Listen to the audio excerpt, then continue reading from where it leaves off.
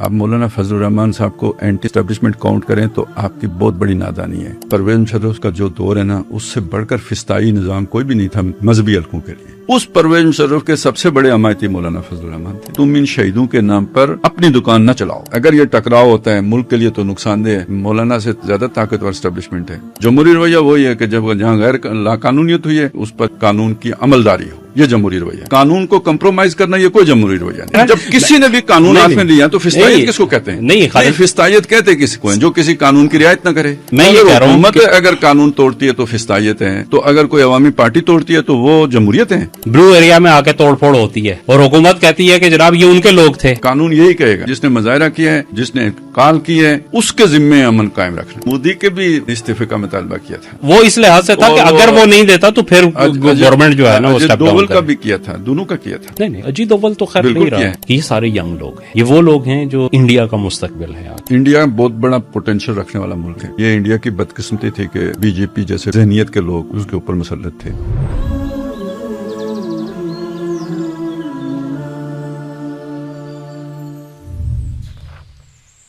بسم اللہ الرحمن الرحیم. السلام علیکم ناظرین، آپ دیکھ رہے ہیں تذکرہ و تبصرہ اور میں ہوں آپ کے ساتھ اسد جعفری. ہم کچھ وقفے کے بعد یہ پروگرام کر رہے ہیں. کافی ساری خبریں ہیں جو آپ سے ڈسکس کرنی ہے. ہمارے پینل میں موجود ہیں ہمیشہ کی طرح خالد محمود عباسی صاحب اور مہتاب عزیز بھائی.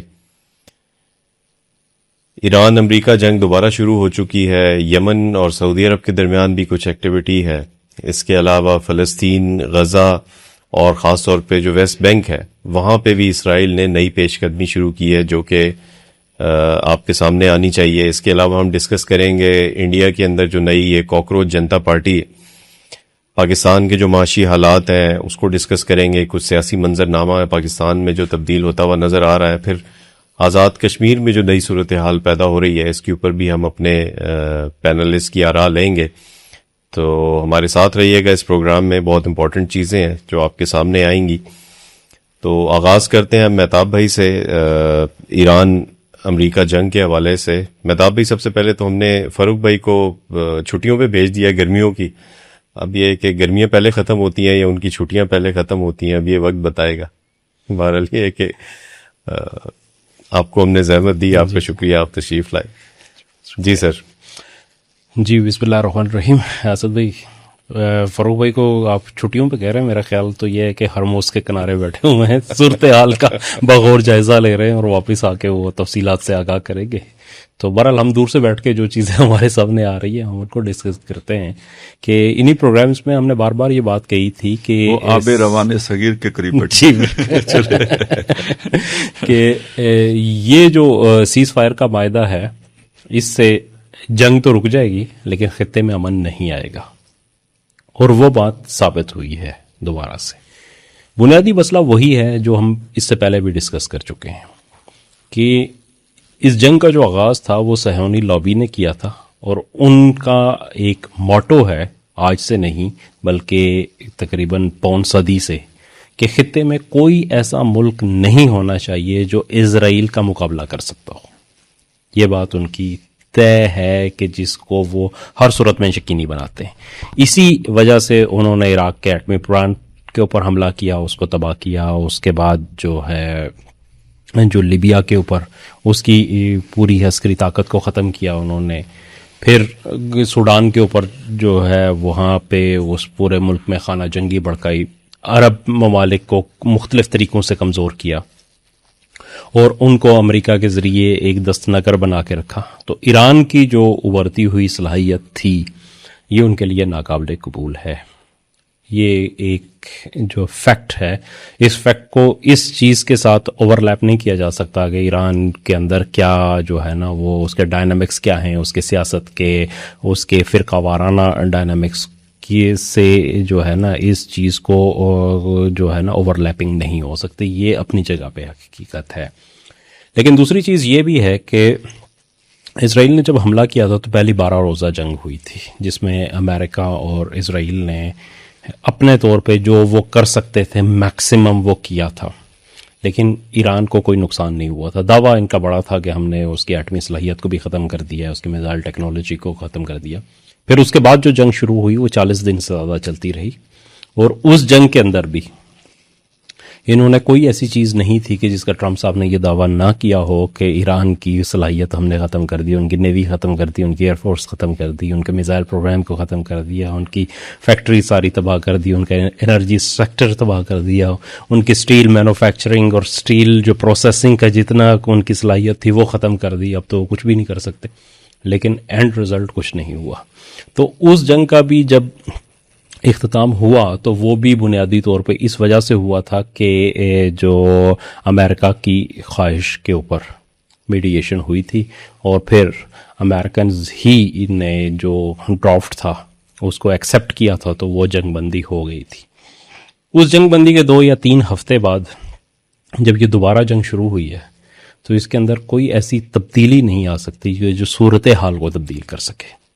اس کا بنیادی جو وجہ وہ یہی تھی کہ امریکہ کے اندر بہت بڑا پریشر ہے صہیونی لابی کا جو اسٹرانگ ہے، اور چونکہ ٹرمپ کی جو ریپبلکن پارٹی ہے اس میں سب سے بڑا فیکٹر جو ہے نا ہمیشہ پرو اسرائیلی لابی ہی رہی ہے، تو وہ کسی صورت میں بھی جب تک یہ حکومت وہاں پہ ہے تو یہ صورتحال مکمل پیسفل نہیں ہو سکتی، یہ چیز چلتی رہے گی. لیکن اس کے جو اب موجودہ جنگ کے جو ڈائنامکس تھے اس کے اندر کچھ چیزیں تبدیل جو ہوئیں، اس میں یہ ہوا کہ ایران نے بہت پرسیجن اٹیکس کیے جو امریکن بیسز تھے، اور ان کے اوپر ان کے بڑے پیمانے پہ نقصان ہوا. مطلب ایسا نقصان ہے کہ جس کو فوری طور پہ آپ ریکور نہیں کر سکتے. ایسی ان کی جو انسٹالیشنز تھی اس کو اس قسم کا ڈیمیج ہوا ہے کہ جس کو ریکور کرنے میں آپ کو کم از کم 10 سے 15 یا 20 سال کا عرصہ چاہیے ہے. تو جو اس وقت جو کیپیبلٹی تھی امریکہ کی، جو سیکیورٹی گارنٹیز تھی، وہ بہت بڑے پیمانے پہ کمپرومائز ہوئی ہیں مشرق وسطیٰ کے اندر. اور اس جنگ کا ایک اور ڈائنامکس ہمیں دیکھنے کی ضرورت ہے کہ امریکہ نے اس خطے کے اندر، دیکھیں پچھلی جب جنگ شروع ہوئی تھی تو اس نے ڈائریکٹلی قیادت کو ہٹ کیا تھا ایران کی، لیکن اب جو جنگ شروع ہوئی تھی وہ انفراسٹرکچر کو ہٹ کر رہا تھا ڈائریکٹلی. پلوں کو نشانہ بنایا، ریلویز کے جو مختلف تھے، جو شپ لائنز تھی ان کے کنٹرول ٹاورز کو، ان کے بندر عباس اور چابہار جیسی بڑی شپس اپنا پورٹس جو ہیں ان کو نشانہ بنایا. اور امریکہ اس سے یہ لگتا ہے کہ چاہ رہا تھا کہ ایران بھی جوابی طور پہ خلیجی ممالک کے سویلین انفراسٹرکچر کو ہی نشانہ بنائے. لیکن اب تک ایران نے جو ٹارگٹس کیے ہیں وہ مینلی وہاں پہ امریکن انسٹالیشنز ہی تھی، وہ سویلین انفراسٹرکچر کو نشانہ نہیں بنایا گیا، اور اس وجہ سے وہ کنفنٹریشن جو ہے نا وہ اس لیول پہ نہیں آ سکی جس لیول پہ وہ چاہ رہے تھے. ایک مزے کی بات اور بھی ہے کہ 2 دن پہلے امریکن ایک اخبار ہے واشنگٹن پوسٹ، اس نے ایک جو ہے وہ خبر اس نے کہا کہ لیک انفارمیشن شائع کی، اس نے بڑا نمایاں کر کے شائع کیا کہ بحرین اور کویت کی جو ایئر فورس تھی وہ بھی ایران کے سویلین انفراسٹرکچر پہ حملوں میں شامل تھی. اب جنگ کے دوران، اور واشنگٹن پوسٹ جو ہے وہ اخبار جس کو بہت سارے لوگ جانتے ہوں گے کہ جو اسرائیلی لابی ہے اس کے بہت قریب سمجھا جاتا ہے، تو اس خبر کو اتنے نمایاں طور پہ ایک لیک انفارمیشن کو جنگ کے دوران، امریکہ میں ویسے بھی امبینڈڈ جرنلزم ہوتا ہے کہ جب بھی ان کی کوئی چیز ہوتی ہے تو ان کا پورا جو میڈیا ہوتا ہے وہ فوج کے ساتھ مل کے کام کر رہا ہوتا ہے. خلیج کی جنگوں میں بھی ہم نے دیکھا تھا وہاں پہ بھی. تو اس انفارمیشن کو بھی ایک انفارمیشن وارفیئر کے طور پہ لینا چاہیے کہ وہ یہ چاہ رہے ہیں کہ یہ عرب اسرائیل جنگ بنے جو اب تک نہیں ہو سکی. اور اس میں عرب ایران تو اس میں اب لوگوں کے اپنے جذبات ہیں. ظاہر ایک مسئلہ یہ ہے کہ وہ فرقہ واریت کے اوپر چونکہ بہت انویسٹ ہوا ہے، ایران کی طرف سے بھی بہت انویسٹ کیا گیا ہے اور عرب ممالک کی طرف سے بھی بہت انویسٹ ہوا ہے، تو اس وجہ سے جب آپ فرقہ وارانہ ذہن کے ساتھ اس کو دیکھتے ہیں تو آپ کے سامنے ایک مختلف منظرنامہ. لیکن اگر آپ فرقہ وارانہ اینک کو اتار کے سائڈ پہ رکھیں کہ پیورلی جیو پولیٹک جو پرسپیکٹو سے اس کا انالیسس کریں تو آپ کو یہ چیز نظر آتی ہے کہ صورتحال جو اب ہے اس میں اب دوبارہ جو ہے وہ لاس امریکہ کا ہوا ہے. اس کے اندر ایران کا ظاہر انفراسٹرکچر کا لاس ہے، لیکن یہ کوئی ایسا لاس نہیں ہے کہ ایک بڑے ملک ایران جیسے بڑے ملک کے لیے مطلب دبئی میں اس طرح کا لاس ہو تو ظاہر ہے وہ اس کے لیے بہت بڑا لاس ہوگا، لیکن ایران بہت بڑا ملک ہے، اس کے اندر اس کے چند ایک اس کے ہونے سے کوئی فرق نہیں پڑتا. اس کی کوسٹ لائن بھی اتنی بڑی ہے کہ اس کو مطلب اگر 2-4 اس کی پورٹس تباہ بھی ہو جائیں تو تب بھی اسے کوئی اس طرح کا میجر فرق نہیں پڑے گا. تو یہ چیزیں تو یہاں ریکوریبل ہیں، لیکن یہ ہے کہ اگین پھر وہ جو ہے کہ امریکہ کی سیکورٹی گارنٹیز اس میں جس طریقے سے کمپرومائز ہوئی ہیں، اور اب امریکہ نے جب یہ لے کے اپنے فرنٹ لائن سے تمام جو میجر ایسٹس ہیں ان کو لے جا کے انہوں کو ڈمپ کرنا پڑا ہے اردن کے اندر، اور اردن میں بھی اور کچھ اسرائیل کے اندر انہوں نے ڈمپ کیا ہے. اور اس میں ایک اور بڑی مزے کی بات یہ ہے کہ اچھا لوگ یہ بھی کہہ رہے ہیں کہ اب اسرائیل جو ہے نا حملہ نہیں کر رہا اور ایران بھی اس کے اوپر حملہ نہیں کر رہا، تو اس کی بھی ایک بڑی دلچسپ ریزن یہ ہے کہ اب ریفیولنگ کی وہ فیسلٹیز اویلیبل نہیں ہے اسرائیل کے پاس، کہ جو وہاں سے جب سوٹی کی ایک ہوتی ہے، ایک جہاز جب آتا ہے بمباری کرتا ہے اور واپس جاتا ہے تو جو 1400-1500 کلومیٹر کا فاصلہ ہے تو وہ دو طرفہ اس کو کریں تو وہ 3000 کلومیٹر سے زیادہ ہے. تو ایک جہاز جو فائٹر ایئر کرافٹ ہے اس کے لیے ممکن نہیں ہے کہ وہ 3000 کلومیٹر دور جا کے تو بمباری کر کے واپس آئے، تو اس کو ایئر ریفیولنگ کی ضرورت پڑتی ہے. تو پہلے یہ تھا کہ پہلے ریفیولرز اس میں ایک اسکائی کے اوپر آپ کے بے شمار موجود تھے جو ان کو یہ فیسلٹیز دیتے تھے عرب ممالک کی فضاؤں کے اندر. تو اب وہ فیسلٹی ان کے پاس سے ختم ہو گئی. کیا یہ بہت ریفیولرز محدود ہو ختم گئی. ہو گئے یا وہاں پہ وہ جا نہیں رہے؟ اب نہیں، ریفیولرز کو اب یہ بہت بیک پہ لے گئے. فرنٹ کے اوپر جتنے بھی تھے نا ان کے پورٹس کے اوپر، سعودیہ کے اندر، کویت کے اندر، تو وہاں پہ یا تو ان کے رن ویز جو ہے نا اب اس قابل نہیں رہی کہ اس کو کر لے. کچھ ریفیولرز بھی یہاں پہ ہو گئے تو اب وہ بھی بہت پیچھے سے آ چکے ہیں اور فضا کے اندر بھی موجود نہیں ہوتے اس طریقے سے ریفیولرز، جس وجہ سے اب جو ہے ان کی وہ کیپیبلٹی بھی کم ہوئی ہے. اب جتنے بھی ہو رہے تھے وہ موسٹلی یا تو جو کویت سے وہ کر رہے تھے اور بحرین سے فلائی کرتے تھے، اور بیونڈ ویژول رینج جو ہے وہ ویپنز استعمال کرتے تھے، اور وہی ٹارگٹ ایران کو کر رہے ہیں. اس طریقے سے ایران کی فضاؤں میں یعنی ایئر اسپیس میں نہیں آ رہے، ایئر اسپیس میں تو نہیں آ رہے اس کے اندر.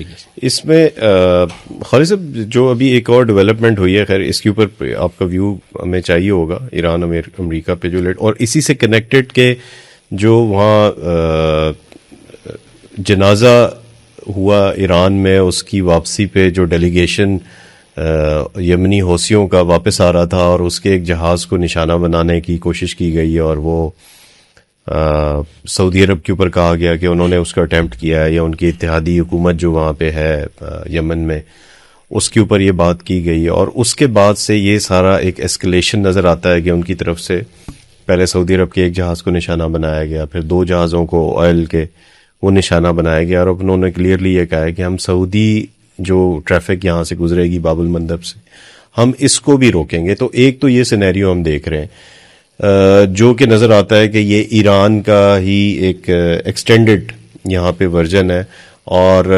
سعودیوں کے بس میں یہ نہیں ہے، یا سعودیوں کے اتحادی اس باب المندب کو کھلوا نہیں سکتے. جو محسوس ایسا ہوتا ہے کہ امریکہ نے بھی پورا زور لگا لیا ہرمز کھلوانے کے لیے اور امریکہ ہرمز نہیں کھلوا سکا. اگر باب المندب بند ہوتا ہے تو اس میں اچھا پہلے اس میں پھر یہ چیز بھی ہے کہ یہ جو اٹیک ہوا اس جہاز کے اوپر، اس میں بھی تھوڑی سی آپ بتائیں کہ یہ اس کے پیچھے کیا اسٹریٹجی ہو سکتی ہے؟ یہ کیا کوئی موساد بیسڈ یہ کوئی کارروائی تھی، یا یہ سعودیز نے خود کی، یا اس کے پیچھے کیا چیز تھی کہ ایک جنازے سے واپسی پہ ان کا جہاز آ رہا تھا اور انہوں نے یہ دیکھا کہ یہ پوری ان کی قیادت جو ہے ایک جگہ اکٹھی ہوئی ہوئی ہے، ایک جہاز میں بیٹھی ہوئی ہے، اس کو ایک اپرچونٹی سمجھا اور ایسکلیشن یہاں سے سٹارٹ ہوئی. وہاں پہ جو ہوسیز ہیں وہ یہ کہتے ہیں کہ ہم نے خود سٹارٹ نہیں کیا بلکہ یہ سٹارٹ ان کی طرف سے ہوا، اور اس کو ہم جو ہے نا وہ پھر ابھی نہیں روکیں گے جب تک وہ اس چیز کو ایڈمٹ نہیں کریں گے. تو جی سر. جی بسم اللہ الرحمن الرحیم. دیکھیں یہ تو ابھی کسی کی طرف سے اس کی جو ہے نا وہ ذمہ داری قبول تو نہیں کی گئی میرے علم کی حد تک، اور اپرچونٹی تو تھی ایک، مطلب باغی سعودیہ والے ان سے ہمیشہ ایک وہ محسوس کرتے رہے ہیں، اور چونکہ یہ ایک ان کا ڈی سینٹرلائزڈ نظام ہے تو وہ ساری قیادت کہیں ایک جگہ مل تو نہیں سکتی تھی انہیں، تو یہ تو بہت بڑی اپرچونٹی تھی کہ سب ایک جہاز کے اوپر مل جائیں، تو اس لیے وہ ذہن جو ہے نا زیادہ سعودیہ کی طرف جاتے ہیں. میرا اپنا خیال یہ ہے کہ واللہ عالم اوچھا وار ہو جاتے ہیں، لیکن یہ کہ اگر سعودیہ نے کرنا ہوتا تو شاید وہ नतीजा खेज होता। सऊदीया क्वाइट कैपेबल है जी। कि वो उनसे करवाता जिन्होंने इंडिया के इतने वो किए, वो होते या चले खुद भी कर लेता मेरा ख्याल है, क्योंकि बहरहाल सऊदीया जो है ना इस मामले में काफ़ी यानी उसकी इस्तेदाद मौजूद है। तो ये भी हो सकता है कि यमनी गवर्नमेंट ने किया हो, या ये कि सऊदीया के को लेट इन्फॉर्मेशन मिली हो, किसी लोकल कमांडर ने किया हो, मतलब वो उसे लगा हो कि ये काम है, अगर कर लिया जाए तो चले अच्छा है, या कोई थर्ड पार्टी हो, जैसे आपने मूसाद की तरफ इशारा किया या इसराइल की तरफ इशारा किया है, तो वो मकसूदी ओछावार करना हो। ये देखें, आपको याद होगा यहाँ पे जो है ना पिंडी में परवेज मुशर्रफ पे हमला हुआ था जो, तो उसका खुला जहां निकला था वजीरिस्तान से, तो उसके नतीजे में वजीरिस्तान में ऑपरेशन करना जो है ना वो बना था। अगर आपने यहूदी प्रोटोकॉल्स पढ़े हैं ना तो उसमें ये बात लिखी हुई है कि हम बम धमाके करवाएंगे और ये, लेकिन ये लीड रूम पर करवाएंगे अटेम्प्ट्स, लेकिन उनको मारना मकसूद नहीं होगा, डराना मकसूद होगा। यानी ये बाकायदा उनके प्रोटोकॉल में ये चीज़ें मेंशन है। तो ये फर्जी से भी है पोशीदा शातिर का इरादा। ये जो हमारे सामने हुक्मरान कर रहे होते हैं ना, उनके पीछे कोई शातिर होता है, वो हुक्मरानों को भी नहीं पता होता कि उसका मंसूबा क्या है।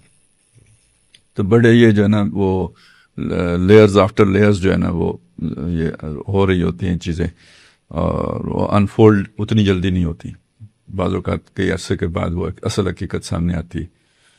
तो बहरहाल देखें, वजह तो वही बनी ना फिर ये सारा उसकी। अब एक चीज़ और होती है ना, जैसे आप देखें कि ईरान के साथ एक हमदर्दी थी, पहली 10 रोज़ा जंग में भी थी और दूसरी 40 रोज़ा जंग में भी थी, और वो इस वजह से थी कि वो रिसीविंग एंड पे था, यानी उसमें जो है ना जारियत करने वाले इसराइल और अमेरिका थे। अभी उन्होंने एक अभी भी जारियत करने वाले वही हैं, लेकिन उन्होंने अपना तरीका वारदात में थोड़ी सी तब्दीली की, तो अब नजर ये आता है कि जारे जो है ना वो ईरान है। ठीक है, उन्होंने उस मायदे की खिलाफ वर्जी की, जो MOU था उसकी खिलाफ वर्जी की, लेकिन उन्होंने ईरान को मुश्तइल किया, और ईरान ने इश्तियाल के अंदर आके तो वो बराह रास्त उनके जहाज़ों को अटैक कर दिया। तो अब जब आप तरतीब बनाएंगे, ज़ाहिरी तरतीब, तो पहल किसने की? ईरान ने की। वो हमदर्दी अब ईरान को नहीं मिल रही, ना मुस्लिम दुनिया से मिल रही है, ना बैरून दुनिया से मिल रही है। वजह यह है कि अब हमें नजर ये आ रहा है कि ईरान ने पहल की है।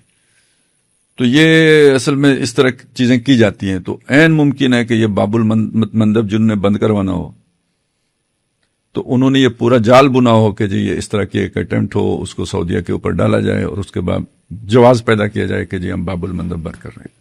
क्योंकि बाबुल मंदब का जो इस पर डायरेक्ट बेनिफिशियरी है वो तो सऊदी है, जो जितनी भी बंद होने का वो जो फायदा है उसका वो ईरान का आखिरी हथियार के तौर पर देखा जाता है ना। असल में ईरान की स्ट्रेटेजी क्या है कि हमें अमेरिका मार रहा है, दुनिया को इससे कोई गर्ज नहीं है कि वो हमें मारता है या जिंदा रखता है, लेकिन दुनिया को तकलीफ पहुंचेगी तो दुनिया हमारी यानी जंग बंदी की तरफ आएगी। हुर्मुज़ बंद करने का मकसद भी यही है, और बाबुल मंदब बंद करने का मकसद भी यही है कि दुनिया पैन में जाए और तकलीफ में जाएगी तो कहेगी यार जंग बंद करो, चीजें कीमतें बढ़ रही हैं, ये हो रहा है, वो हो रहा है, इस तरह की चीजें। अच्छा सर, ये जैसे बहुत से हमारे साथियों को शायद ये भी ना पता हो बाबुल मंदब मतलब क्या बला है। तो ये अगर आप रेड सी को देखें ना तो इसके 2 दर्रे हैं, समझ लें, जैसे पहाड़ों के ऊपर दर्रे होते हैं, तो ये जो इसको वो जो खाइयाँ सी होती हैं, क्या कहना है, खाड़ियाँ, तो ये एक जो है ना आप अगर ऊपर जाएंगे ना तो 2 उसके वो 2 लाड़ा सा बनता है उसका, एक वो उस तरफ चला जाता है बोराए मुर्दार की तरफ, दूसरे जो ऊपर की तरफ जाता है सीना की तरफ, तो उसमें थोड़ी सी जगह बाकी बचती थी, उसको उन्होंने नहर बना के तो उसे मेडिटेरियन के साथ जोड़ दिया, तो ये कनेक्ट हो गया रेड सी जो है मेडिटेरियन के साथ। तो जब आप नीचे हैं जनूब की तरफ आएंगे तो ये जब आता है बोराए अरब में या इंडियन सी में, तो उसी तरह का एक फिर छोटी से जो है ना वो दर्रा सा बनता है, तो अब उसे कहते हैं बाबुल मंदब, और ये उससे भी छोटा है, यानी इसका चौड़ाई जो है ना ये इससे भी कम है, हुर्मुज़ से भी कम है। तो ये यमन का जो है ना ये निचला कोना आ जाता है। वैसे तो जोग्राफियाई तौर पे तो यमन जो है ना वो सऊदीया का हिस्सा ही लगता है, वो जो जजीरा नुमाए अरब है तो उसका हिस्सा है वो, तो लेकिन अब वो अलग मुल्क है, और वो जो उसका नीचे वाला जो बड़ा पार्ट है ना, अगर सऊदीया को देखें ऊपर से छोटा होता है, नीचे आके वो चौड़ा हो जाता है, तो वो जो है ना वो यमन वाला जो हिस्सा है تو اس کا جو مغربی کونا ہے وہ ریڈ سی کے ساتھ آ کے جڑ جاتا ہے اور وہیں سے وہ درہ شروع ہوتا ہے جو آ کے اس طرف بحر ہند میں نکلے گا. تو وہ انہوں نے بند کر دیا ہوا ہے, مطلب وہ تنگ جگہ ہے, وہاں پہ مارنا آسان ہے. اور کہا یہ جاتا ہے کہ اسٹریٹجیکلی شاید جس طرح ایران پر قابو کرنا مشکل ہے, ایسے ہی حوثیوں پہ بھی قابو کرنا کوئی اتنا آسان نہیں ہے. جی غالب صاحب, مطلب یہ دنیا کی سب سے جو ہے نا شپنگ روٹ جو ہے, ایک تو ہرموز بھی تھا لیکن یہ اس سے کہیں زیادہ امپورٹنٹ وہ ہے کہ جتنی بھی سپلائی چین ہوتی ہے یہ اسی سویس کینال کے ذریعے ہو رہی تھی. اس سے پہلے ایسٹ ویسٹ ٹریڈ یہ بڑا وہ روٹ ہے نا. اصل میں یہ جو ہمارے پہلے وقتوں میں حاجی جاتے تھے نا, وہ ایک ہوتا تھا پتہ نہیں سفینہ عابد ہوتا تھا, تو پتہ نہیں ایک اور سفینہ ہوتا تھا, بحری جہاز. ہاں بحری جہازوں پہ ہی جاتے تھے نا جی. تو سفینہ عرب ہوتا تھا, تو کوئی اس طرح کے تھے. تو وہ جدہ جاتے تھے نا, تو جدہ وہ ریڈ سی سے جائیں گے, ریڈ سی سے بالکل. تو اس طرف سے یہ بڑا راستہ یہی ہے, یہی والا. اور اسی لیے سویز بنائی گئی تھی نا, تاکہ یہ شارٹ کٹ ہو جائے. آپ نے میڈیٹرینین پہنچ گئے تو گویا آپ یورپ پہنچ گئے, بس پھر تو آپ چل رہے نا. اب اس کا متبادل کیا بن سکتا ہے؟ اس کا متبادل بنے گا سارے یورپ کے لیے. اگر اس نے انڈیا آنا ہے, یورپ نے انڈیا آنا ہے, تو یہ تو شارٹیسٹ ہو گیا. اب یورپ نے انڈیا آنا ہے تو اس نے اٹلانٹک سے نیچے وہ جانا ہے افریقہ. افریقہ کے آخری کونے پہ, جیسے یہ ادھر یمن کا آخری کونا ہے نا, وہ round the Cape of Good Hope جو ہے نا, ادھر سے آپ مڑیں گے اور پھر تقریباً اتنا ہی سفر اور طے کر کے تو آپ کہیں جو ہے نا انڈیا والی کھاڑی میں, وہ خلیج میں داخل ہوں گے. تو پھر واسکو ڈی گاما کے دور میں پہنچ جائیں گے. وہی واسکو ڈی گاما والا ہی ہے, یہ وہی راستہ ہے, اسی نے یہیں سے اصل میں جہاں سے لیفٹ مڑنا تھا نا, واسکو ڈی گاما جہاں سے آ کے لیفٹ مڑا تھا, یہاں پتہ نہیں وہ سو گئے کیا ہوا, تو وہ جو ہے نا وہ کولمبس الٹا مڑ گیا, وہ رائٹ مڑ گیا. پھر نہ انڈیا آیا چلو پھر آخر جو ہے نا جا کے امریکہ سے نکلا. تو یہ اصل میں وہ روٹ جدھر سے انگریز پہلی دفعہ آئے تھے بالکل ایسے. تو یہ تو یوں سمجھے کہ یاجوج ماجوج کے لیے ایک نئی دیوار قائم ہو گئی ہے جو اس طرف آنے کی تھی. تو یہ دیکھیں, یہ دنیا بہرحال اس کو تو نہیں برداشت کر سکتی. یہ تو چیزیں بالکل ہی کولیپس کر جائیں گی. معیشت کا یعنی ساری دنیا کا پٹھا بیٹھ جائے گا نا, اتنا لمبے روٹس. اور ہر چیز کی ایک ایکسپائری بھی ہوتی ہے. جب آپ چیزیں پروڈکٹس ہیں جو بھی ہیں, اچھا وہ جب آپ نے اسے سیل کر کے رکھا ہوا ہے, کنٹینرز میں رکھا ہوا ہے, تو وہ سارے ایک حساب کتاب کے ساتھ ہوتا ہے نا سارا, وہ اسی طرح سیل کی جاتی ہیں, بنائی جاتی ہیں. جب اس سے زیادہ ہو جائے کام تو پھر خرابی پیدا ہونا شروع ہو جاتی ہے. ابھی ساری پورٹیں بند ہو گئی ہوئی ہیں, دبئی کی بند ہو گئی ہے, کراچی کتنا بوجھ اٹھائے گا, وہ پھر کہیں دوسری پورٹس کی طرف جائیں گے, سری لنکا جائیں گے, کدھر جائیں گے, ان کے اوپر وہ فیسلٹیز ہیں نہیں ہیں, پورا ایک مطلب وہ انفراسٹرکچر بنا ہوتا ہے نا. تو بلکہ یہ اس بارے میں تو اسد بھائی بہتر روشنی ڈال سکتے ہیں چونکہ ان کا ٹریڈنگ سے تعلق ہے اور شپنگ لائن سے. تو کیا صورتحال ہے اسد بھائی, کچھ آپ اس بارے میں بتائیے. سر جو یہ گزشتہ 4 مہینے دنیا نے گزارے ہیں, یہ اس میں کافی پینک سچویشن تو تھی. اچھا, جو بڑی شپنگ لائنز ہیں انہوں نے سوئس کینال کو یوز نہیں کیا اس دوران بھی, اور باب المندب سے جو ٹریڈ ہوتی رہی ہے وہ میکسیمم ٹریڈ 80 to 90% صرف سعودی آئل جو وہاں سے نکلتا تھا اس کی ہی ہوتی رہی, سعودیہ کی ہوتی رہی ہے.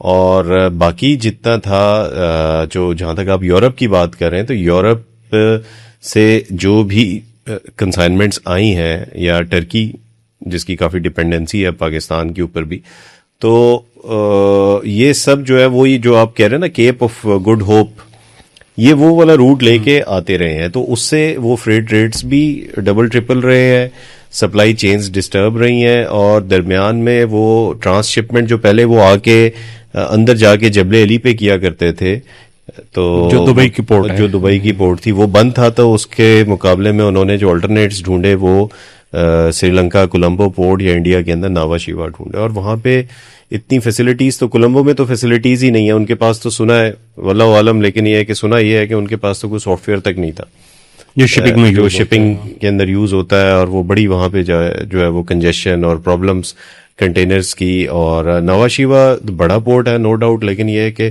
ان کے بھی ایکسپیکٹیشن میں نہیں تھا کہ اتنے بڑے پیمانے پہ آپریشن ان کو ڈیل کرنا پڑ جائے گا, کیونکہ انڈیا کی اپنی ایکسپورٹ بھی اس پورٹ سے کافی زیادہ ہوتی ہے تو وہ اس ٹریفک کو مینیج کرنا ان کے لیے بھی کافی مشکلات آئی ہیں. تو جب یہاں پہ وہی جس طرح آپ فرما رہے ہیں کنسائنمنٹس پہنچی ہیں تو ان کے اندر کافی پرابلمس ہیں کیونکہ بہت لمبا ٹرانزٹ ٹائم ہے. اچھا, اس وقت کی جو صورتحال ہے وہ یہ ہے کہ دنیا بھر کی جو انشورنس کمپنیز ہیں انہوں نے جس طرح پہلے انشورنس کورز کو کینسل کر دیا تھا, اپنے جیسے یہ جنگ سٹارٹ ہوئی تھی فیب کے اینڈ میں, تو انشورنس کمپنیز نے 1 ہفتے کا 10 دن کا نوٹیفیکیشن بھیج دیا تھا تمام امپورٹرز اور ایکسپورٹرز کو کہ یہ انشورنس کور آپ کا جو ہم نے دیا ہوا تھا یہ اب ویلڈ نہیں ہے. اور انشورنس کمپنیز نے نئے ریٹس ریوائز کیے, شپنگ لائنز نے وار رسک سرچارج ایڈ کیے اپنے جتنے بھی کنسائنمنٹس تھیں اس میں, یعنی پر کنٹینر منیمم اگر آپ کو آن گراؤنڈ بتائیں تو $3,000 ایک کنٹینر کے اوپر وار رسک سرچارج لگا. تو ایک کنٹینر پر کنٹینر, تو مثال کے طور پہ ایک کنٹینر کے اندر مال ہی $5,000 کا پڑا ہوا ہے, ٹھیک ہے, تو اس کے اوپر جب آپ $3,000-4,000 وار رسک سرچارج دے دیں گے تو وہ کاسٹ جس نے خریدا ہے اس کو کیا بچے گا, اور جس نے آگے مطلب یہ جو سپلائر اور بائر کا ریلیشن شپ ہے اس میں لڑائی جھگڑے اور پرابلمز, تو یہ دنیا نے 3-4 مہینے ایسے ہی گزارا کیا. ابھی اس جنگ دوبارہ جب سے شروع ہوئی ہے اس سے پہلے صورتحال تھوڑی سی بہتر اس لیے ہونا شروع ہو گئی تھی کہ لگ رہا تھا کہ یہ صورتحال کسی امپروومنٹ کی طرف جائے گی, لیکن جب جنگ دوبارہ شروع ہوئی ہے تو اگین وہی انشورنس کمپنیز نے وہی سارا کام کیا کہ انہوں نے اپنے پچھلے کورز جو ہیں وہ ان کو کینسل کیا ہے, نئے ریٹس دیے ہیں اور وہ اسکائی راکٹڈ ہیں جن کو ایکسیپٹ کرنے کے لیے کوئی بڑی مشکل سے تیار ہوگا. تو ایک ڈیڈ لاک کی سچویشن دنیا بھر کے اندر. تو یہ تاثر ملا نا کہ یہ جو باب المندب کا بند کرنا ہے اس سے دنیا جس پینک سے وہ گزرنا تھا اس نے وہ تو پہلے سے اس سے گزر رہی ہے, اس کو تو کوئی مسئلہ نہیں ہے باب المندب کھلا ہو یا باب المندب بند ہو, یہ تو صرف سعودیہ کے لیے مسئلہ ہے. جی سعودیہ کے لیے مسئلہ ہے سر, لیکن اس کے اندر جو ایک فیکٹر ہے نا جو ہمیں ڈسکس کرنا چاہیے وہ چائنا کا فیکٹر ہے, کیونکہ چائنا کی ڈپینڈنسی ظاہر ہے, چائنا کو آئل چاہیے, اور اگر یہ باب المندب بند کریں گے تو چائنا کے پاس پھر اپنے کارڈز, جیسے تائیوان کے اوپر کافی بات ہوتی رہی ہے, ابھی پاکستان نے بھی بیان دیا ہے تائیوان کے بارے میں کہ اگر چائنا کا جو بھی سٹانس ہوگا ہم چائنا کے ساتھ ہوں گے اس کے اندر. تو اب یہ جو پرابلمز ہیں یہ یعنی ہر طرف یہ گجر کے کٹے کا مسئلہ بنا باب المندب کے اندر گجر کو کچھ نہ کہو, گجر کا کٹا مارو, ٹھیک ہے. اب چائنا تکلیف میں آئے گا تو وہ کیا کرے گا, امریکہ کا کٹا تائیوان ہے اس کو چونڈی بڑھے گا, یہی ہو رہا ہے نا. بالکل ایسے ہی, بالکل ایسا ہی ہے. تو بہرحال یہ اس وقت سچویشن جا رہی ہے, لیکن اس میں چائنا کا بھی جو رول ہے, ابھی تک تو چائنا نے یہ طے کیا ہوا ہے کہ ہم اپنی جو اکنامک پالیسی ہے اس کے تحت ہم کسی ایکٹیو وار کے اندر نہیں آئیں گے, اور چائنا جو ہے وہ پراکسیز کے ذریعے سے, چاہے وہ رشیا یوکرین ہو یا اسرائیل غزہ ہو یا اس وار کے اندر بھی پراکسیز کے ذریعے سے ہی چائنا آگے جا رہا ہے.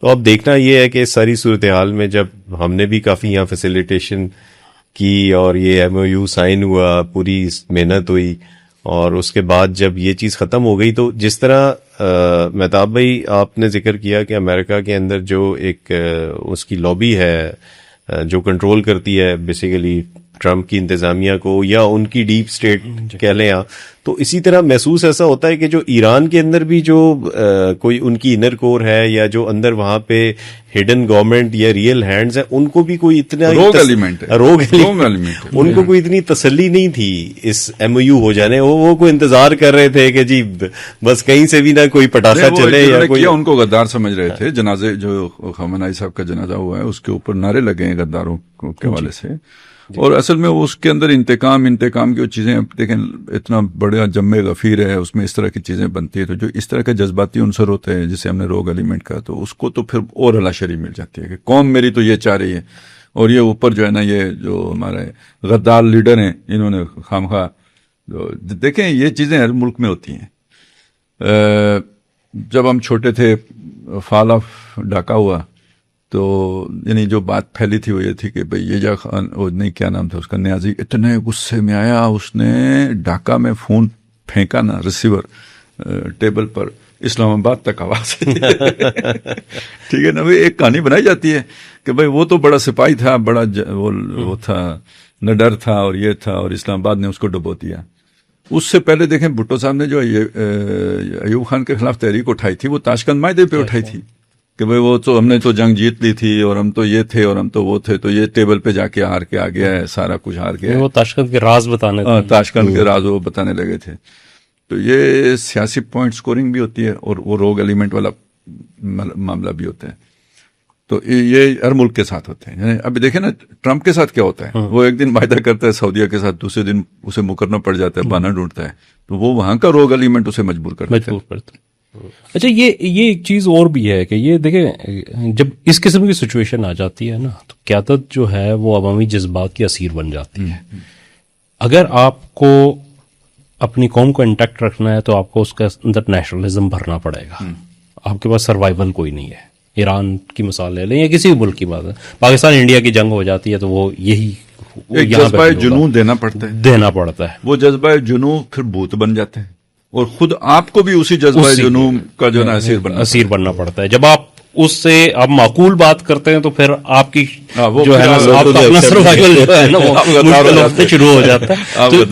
تو یہ والی سچویشن ہر جگہ پہ آتی ہے. جنگوں کا یہ لازمی نتیجہ ہوتا ہے. یہ کوئی ایران اس کے اندر جو ہے نا استثنا ایکسیلیٹر زیادہ دے دیتے ہیں، کام نہیں کرتے. پاسداران کو بھی یہ تھریٹ سب سے بڑا ہے نا کہ وہ 1980 سے ایران کی عوام کے اوپر پابندیاں ہیں اور وہ عوام ان سے اب یہ سوال کر رہے ہیں کہ جی آپ نے ہمیں گھاس کھلائی ہے، 50 سال ہو گئے گھاس کھا رہے ہیں. تو گھاس کھلا کے بھی اگر آپ نے یورینیم دے دینی تھی اور ایٹمی پروگرام وائنڈ اپ کر دینا تھا تو وائی ڈو یو ایگزسٹ. تو پاسداران کو بھی سب سے بڑا مسئلہ اپنی فیس سیونگ کا ہے. تو اس لیے جنگ جاری رہنا ان کے مفاد میں کہ کچھ نہ کچھ لگا رہے گا. قیدی کہتے ہیں نا کہ حالات کا قیدی ہو جانا، ان کا مطلب یہی ہوتا ہے نا کہ بھئی وہ اب آپ پھنس گئے اس کے اندر، آپ اس کے اگینسٹ فیصلہ لے کے پھر آپ سروائیو ہی نہیں کر سکتے. معقول ڈیسیژن آپ لینے کے قابل نہیں رہتے. تو اب اس کے ساتھ اگر ہم تھوڑا سا جیسے ہمارے یہاں آہستہ آہستہ دھیرے دھیرے سہج مولانا فضل الرحمان صاحب پھنستے جا رہے ہیں. چلے ان کے اوپر سے ہم آئیں گے جب پاکستان کے حالات ہم ڈسکس کرتے ہیں. ہم تھوڑا سا چاہیں گے مہتاب بھائی سے کہ ہمیں نا ویسٹ بینک کے بارے میں بتائیں کہ وہاں پہ اسرائیل نے لیٹسٹ جو مووز شروع کیے ہیں. ایک تو غزہ کے اندر وہاں پہ بھی جو MOU سائن ہوا تھا تو وہ تو کبھی پریکٹیکلی امپلیمنٹیبل ہو ہی نہیں سکا. اس کو بھی وہ ہر دوسرے تیسرے دن وہاں پہ کوئی نہ کوئی اٹیک کر کے کوئی بلڈنگ گرا دیتے ہیں، کسی گاڑی پہ حملہ کرتے ہیں. لیکن اب ویسٹ بینک میں باقاعدہ جو انہوں نے وہ جو ان کا ایک کنٹینیوڈ پلان ہے کلینزنگ کا، اس کو آگے بڑھانا شروع کیا ہے. تو یہ بھی اس کے ساتھ ہمیں محسوس ہوتا ہے کہ یہ ان کی ایک جو براڈ پالیسی ہے اسرائیل کی، اس کے اندر اس کے اثرات جو ہے نا وہ نظر آتے ہیں. جی اسد بھائی، جو اس وقت صورتحال یہ ہے کہ اسرائیل جو جیسا آپ نے کہا کہ غزہ کے اندر تو حملے کر ہی رہا ہے. مطلب وہ کسی بھی موقع پہ ایسا نہیں ہوا کہ وہ جو پالیسی یا جو وہ سیز فائر والا ایک معاہدہ ہوا تھا اس کے اوپر عمل درآمد ہوا. لیکن اس دوران ہوا یہ ہے کہ بڑے پیمانے پہ جو کلینزنگ کا عمل جسے آپ نے کہا، اور اس کو جو کچھ فلسطینی ذرائع ہیں انہوں نے نیو نکبہ کا نام بھی دیا ہے. نکبہ جیسے 1947 میں 48 کے اندر جب اسرائیل بنا تھا تو بڑے پیمانے پہ فلسطینیوں کو ان کے گھروں سے بے دخل کیا گیا تھا، جسے نکبہ کہا جاتا ہے. تو یہ سے بھی نیو نکبہ کا نام دیا جا رہا ہے کہ یہ اسی طریقے سے ہے. اس میں ایک پیٹرن ہے ان کا کہ فوج کی زیر نگرانی جو سیٹلرز ہیں وہ سویلین لوگ جاتے ہیں، آبادیوں میں گھستے ہیں، لوگوں کو مارتے ہیں، ان کے گھروں کو، املاک کو، فصلوں کو آگ لگا دیتے ہیں. جو زیتون کے باغات ہیں انہیں کاٹ کے درخت پھینک دیتے ہیں اور انہیں مجبور کیا جاتا ہے. اگر وہ ریزسٹ کرتے ہیں تو پھر جو فوج ان کے ساتھ ہوتی ہے وہ ان لوگوں کو اریسٹ کرنا شروع کر دیتی ہے، ان کو پکڑتی ہے، وہ پھر بلڈوزر لے کے آ جاتے ہیں اور پورے گاؤں کو ملیا میٹ کر رہے ہیں. بظاہر تو اس کی وجہ یہ ہے کہ اسرائیل جو وہ ڈو اور ڈائی والی سچویشن کے اوپر ہے، اسے یہ نظر آ رہا ہے کہ دنیا کے اندر اس کی ایکسیپٹنس وہ کم سے کم ہوتی جا رہی ہے. خود امریکہ کے اندر بھی شاید ٹرمپ گورنمنٹ یہ آخری حکومت ہوگی جو غیر مشروط حمایت کرتی تھی اسرائیل کی. اس کے بعد وہاں پہ چیزیں مشکل ہوتی جا رہی ہیں، جیسے کہ وہاں پہ کئی قراردادیں آ چکی ہیں پارلیمنٹ میں جس کا اس سے پہلے تصور نہیں تھا. اگرچہ کہ اب جو ہے تک وہ پاس نہیں ہو سکی کوئی بھی بل جو ہے اسرائیل کو ملنے والی امداد کے خلاف جتنے بھی بلز آئے ہیں وہ سارے ریجیکٹ ہوئے ہیں. لیکن یہ کہ سینکڑوں لوگ اس کی حمایت میں ووٹ ڈالیں، اس کا تصور اور کوئی شخص اسرائیل کے خلاف کوئی بات کہہ سکتا ہے آج سے اگر 10 سال پیچھے چلے جائیں تو اس کا تصور نہیں کیا جا سکتا تھا کہ امریکن سیاست میں کسی شخص نے سروائیو کرنا ہے تو وہ اسرائیل کے اگینسٹ کوئی بات کرتا ہے. اب جے ڈی وینس ان کا وائس پریزیڈنٹ جو ہے بات کر رہا ہے وہاں پہ. آپ دیکھیں کہ 100 سے زیادہ ووٹ پڑے ہیں اسرائیل کے اگینسٹ کہ اسرائیل کی امداد پہ پابندی لگنی چاہیے. تو یہ انہیں نظر آ رہا ہے کہ اب جو صورتحال یورپ کے اندر تو خیر حالات اس سے کئی گنا زیادہ جو ہے خلاف ہیں ان کے. تو انہیں یہ ہے کہ ہمارے اوپر یہ ایک پریشر آئے گا جلد یا بدیر, جب بھی آئے کہ 2 نیشن تھیوری ہمیں ایکسیپٹ کرنی پڑے گی. تو اس سے پہلے جتنی بھی لینڈ گریب کر لی چاہے جب ہو تو پھر چلیں ٹھیک ہے, کسی کونے خدرے میں اگر کوئی چھوٹی سی جو ہے نا اسٹیٹ, ایک تو پہلے ہی ظاہر ہے جو اقوام متحدہ نے کیا تھا 16% آبادی کو انہوں نے 52% اور باقی جو ہے 78% آبادی کو انہوں نے دیا تھا جو 48%. پھر اس کے بعد 1967 میں قبضہ کر کے وہ جو ان کو 48% ملا تھا اس کو 23% پہ کر دیا گیا. پھر 23% کے اندر سے جو غیر قانونی سیٹلمنٹ اس کے بعد کی گئی تو وہ اب 18% کے قریب جو ہے نا وہ فلسطینی لینڈ جو اسٹیٹ آف فلسطین تھی اس کی لینڈ جو ہے وہ فلسطینیوں کے پاس رہ گئی تھی. تو اب یہاں سے بھی ان کا خیال ہے کہ اس کو مزید کر کے تو ٹھیک ہے غزہ کی طرح کا جو ہے نا کوئی ایک کوریڈور جس میں بڑے پیمانے پہ لوگوں کو دھکیل کے اس کو بنا دیا جائے جو سروائیو ہی نہ کر سکے, پریکٹیکلی جو ہے نا وہاں پہ جگہ ہی نہ ہو. تو اس پالیسی کے اوپر وہ کر رہے ہیں. اور یہ اس وقت افسوسناک صورتحال یہ ہے کہ غزہ کا جب ایشو تھا ظاہر لوگ اس سے ویل کنیکٹڈ تھے, لوگوں نے جس کی وجہ سے وہاں پہ جذبات پیدا ہوئے اور اسرائیل جو اس پوزیشن پہ پہنچا تو اس کی بنیادی وجہ یہی تھی کہ لوگوں نے کنسرن شو کیا. اب یہ والی جو خصوصاً ویسٹ بینک کے اندر جو کچھ ہو رہا ہے اس کے بارے میں نہ تو اس طریقے سے میڈیا پہ یہ چیز ہائی لائٹ ہو رہی ہے, نہ انٹرنیشنل کمیونٹی کے اندر اس قسم کا کنسرن پیدا ہو رہا ہے, جس کی وجہ سے ایک قسم کی امیونٹی ہے کہ اسرائیل کو, اور وہ کھلے عام یہ کام جاری رکھے ہوئے ہے اور بہت بڑے پیمانے پہ ہو رہا ہے. آپ کو یہ نہیں لگتا کہ یہ انٹرنیشنل کمیونٹی جو ہے یہ آلریڈی انگیجڈ ہے یا فیڈ اپ ہے اس پرولونگ جنگ کی وجہ سے جس میں دنیا اس وقت پھنسی ہوئی ہے, اور وہ اس کو ہو سکتا ہے دیکھ رہے ہوں لیکن دیکھ کے جو ہے وہ ایک اگنورینس والا معاملہ اس کی وجہ سے بھی ہو سکتا ہے. ظاہر ہے یہ اپنی جگہ پہ یہ ایک فیکٹر بہت ہے کہ ظاہر ہے جب بڑے معاملات ہوں اور اپنے جو ہے معاملات, لیکن دنیا بھر کے اندر جیسے آپ نے ذکر کیا کہ ایک کنٹینر جو ہے ایوریج کنٹینر کی اگر ہم بات کریں تو اس کے اندر میں ہے نا $5,000-6,000 کا ہی جو ہے نا شپمنٹ ہوتی ہے نارمل جو ہے نا اس کے اندر. تو اگر اس کے اوپر $3,000 جو ہے نا صرف وار سر چارج لگ رہا ہے تو اس کا مطلب ہے کہ وہ ڈبل ہو گئی پرائس.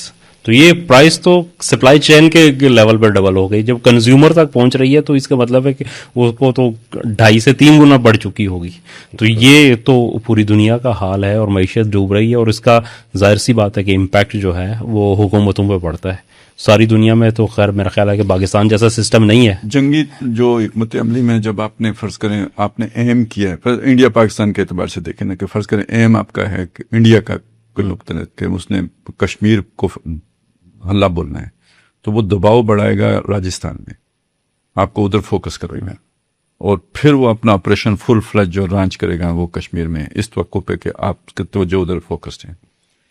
اسی طرح بعضوں کا ڈمی ٹارگٹ ہوتے ہیں وہ کھڑے کیے جاتے ہیں. تو یہ یعنی ایک پہلو ایران امریکہ وار کا یہ بھی ہے کہ اسرائیل جو اپنی توسیع پسندانہ اقدامات جو اس نے غزہ میں شروع کیے تھے جس پر اسے ایک بہت جو ہے نا تنقید کا سامنا تھا, تو وہ اب سیکنڈ جو ہے نا میڈیا کی سیکنڈ پریورٹی پہ چلا گیا. فرسٹ پہ یہ جنگ آ گئی ہے اور وہ کہیں یعنی حاشیے والی جنگیں خبریں بن کے رہ گئی ہیں. میرا خیال ہے یہ جو لوگ ہمارا پروگرام دیکھیں گے ان کے لیے خبر ہوگی کہ بھئی اسرائیل یہ کام کر رہے ہیں, یعنی ان تک کوئی خبریں ہی نہیں پہنچی ہوئی ہوں گی. وہ سارا جو ہے نا وہ فوکس اس طرف ہو گیا, باب المندب ہو گیا, ہرمز ہو گیا, ایران ہو گیا, بالکل اسی کے اوپر ہی بڑا حملہ کرنے والے ہیں. نہیں اس دفعہ ہم نے تو مذاکرات پھر شروع, آج جمعہ کل تھا نا جی تو پرسوں تو رات امن گزرا ہے. جی جی اب وہی ان کی پرانی پالیسی ہے کہ جب مارکیٹ ساتھ جو مال بنتا رہے وہ مال بھی بناتے رہو, جنگ بھی جاری رکھو, اسٹاک مارکیٹ مقاصد جو ہے نا اس سے حاصل ہو رہے ہیں. لیکن اصل میں دیکھیں ایک چیز اور بھی ہے, وہ جو میں نے کہا تھا نا فرضی سے بھی ہے پوشیدہ شاطر کا ارادہ. تو ایک حکمرانوں کی سطح پہ جو ہے نا یہ سارا کچھ ہو رہا ہوتا ہے, ایک پیچھے شاطر کا ارادہ بھی ہے. اور وہ شاطر کو اگر آپ شیطان کہیں یا آج کل ڈیپ اسٹیٹ جسے کہتے ہیں یا دجال کہیں جو بھی کہیں, تو اس سطح پہ میرے حساب میں طے ہے کہ بھئی یہ جو سسٹم تھا نا دنیا میں ورلڈ آرڈر جو تھا اس کی ڈسٹرکشن, ٹھیک ہے نا, اس کی ڈسٹرکشن طے ہے. اور یہ سارا جو کچھ مشرق وسطیٰ میں بھی ہو رہا ہے, جو کچھ اسرائیل کر رہے ہیں, یہ اس پورے سیٹ اپ کا جو ہے نا بساط لپیٹے جانے کا وہ ہے. نیا مشرق وسطیٰ کا نیا نقشہ, اس جو اب نیا ورلڈ آرڈر آئے گا اس میں اسرائیل نہیں ہے. ٹھیک ہے نا, اس میں اسرائیل کی گنجائش نہیں ہے. تو وہ جو آپ نے کہا تھا نا کہ اسرائیل کو اپنے سروائیول کا مسئلہ ہے, اسے تو اپنے ایگزسٹنس کا تھریٹ جو ہے نا وہ فیل ہو رہا ہے. تو یہ بالکل بجا ہے, یہ غلط نہیں ہے. تو اس کا یہ اس شاطر کے اس سطح کے ارادے پر یہ نہیں ہے کہ نیتن یاہو اس کے ساتھ وہ جو ہے نا ہم آہنگ ہو, اس نے تو اپنی سروائیول کی جنگ لڑنی ہے. لیکن وہ وہاں پہ یہ فیصلہ اگر ہو چکا ہوا ہے تو وہ پھر آہستہ آہستہ روبہ عمل آئے گا. لیکن یہ کہ جب اس طرح کی چیزیں پورا ایک اسٹرکچر جب بیٹھتا ہے اور اس کی جگہ ایک ورلڈ آرڈر بیٹھتا ہے اور اس کی جگہ ایک نیا ورلڈ آرڈر آتا ہے, تو یہ تو جنگ عظیم کا متقاضی ہوتا ہے نا, اس کے بغیر تو نہیں ہو سکتا. کوئی بھی ڈسٹرکشن ہو, کوئی اپنے عمارتی گرانی ہو, تو کوئی آپ کو ایکسپلوژن تو کرنا پڑتا ہے نا, اس کے بغیر تو نہیں ہوتا ہے. بالکل اسی طرح جب آپ نے ایک ورلڈ آرڈر ختم کر کے اس کی جگہ دوسرا ورلڈ آرڈر لے کے آنا ہے تو اس میں کانفلکٹس ہوتے ہیں, اس میں لڑائیاں ہوتی ہیں, جھگڑے ہوتے ہیں, ورلڈ دنیا کے پیمانے کے لڑائیاں اور جھگڑے ہوتے ہیں, تب ایک نیا ورلڈ آرڈر آتا ہے. تو یہ جو تھرڈ ورلڈ یعنی یہ نیو ورلڈ آرڈر کی بات ہے, یہ تھرڈ ورلڈ وار کا بھی ایک یعنی یوں سمجھیے کہ خوبصورت نام ہے, جس کے پردے کے اندر بالکل وہ چیز موجود ہے. ایک آرڈر کی جگہ دوسرا آرڈر وہ دھماکہ خیز صورتحال کا متقاضی ہے. ٹھیک ہے. اچھا, کچھ چیزیں سر ایسی بھی ہوتی ہوں گی جو جیسے آپ جس کا ہمیشہ حوالہ بھی دیتے ہیں کہ فرضی شاطر اور شیطان ڈیپ اسٹیٹ, تو بہت ساری چیزیں ان کی ایکسپیکٹیشن کے بغیر بھی یا کیلکولیشن کے بغیر کچھ نئی سامنے آ جاتی ہوں. ابھی جیسے اگر ہم وہ تو شاطر کے لیول پہ بھی بہت ساری چیزیں اس کی توقع کے خلاف ہو جاتی ہے کیونکہ اس کے اوپر ایک اور بھی تو مدبر بھی بیٹھا ہوا ہے. یہ جو کوئی یہ دنیا مطلب اسی طرح کی تو نہیں ہے جیسے ہمیں نظر آتی ہے. اچھا, انڈیا میں بھی ہم دیکھتے ہیں نا کہ آل گیم سیٹ ہے, جس طرح ہمیں اسرائیل میں نظر آتا ہے کہ آل گیم سیٹ, ایک وہاں پہ گورنمنٹ ہے, اور یو ایس اے میں بھی گیم سیٹ ہو کے ایک ٹرمپ کی گورنمنٹ آ گئی جس نے اس کو سپورٹ کیا, اس نے وہاں کلینزنگ سٹارٹ کی. انڈیا میں مودی صاحب آ گئے, یہاں سے ان کو ورلڈ کپ جتوا کے کشمیر میں بھی کارروائی شروع کر دی. اب انڈیا کے اندر سے جو ایک بڑی ڈرامیٹک کاکروچ نکل آئے ہیں, یہ کہاں سے نکل آئے, یہ کس کے پلان میں تھا, یہ کیسے میں تھا؟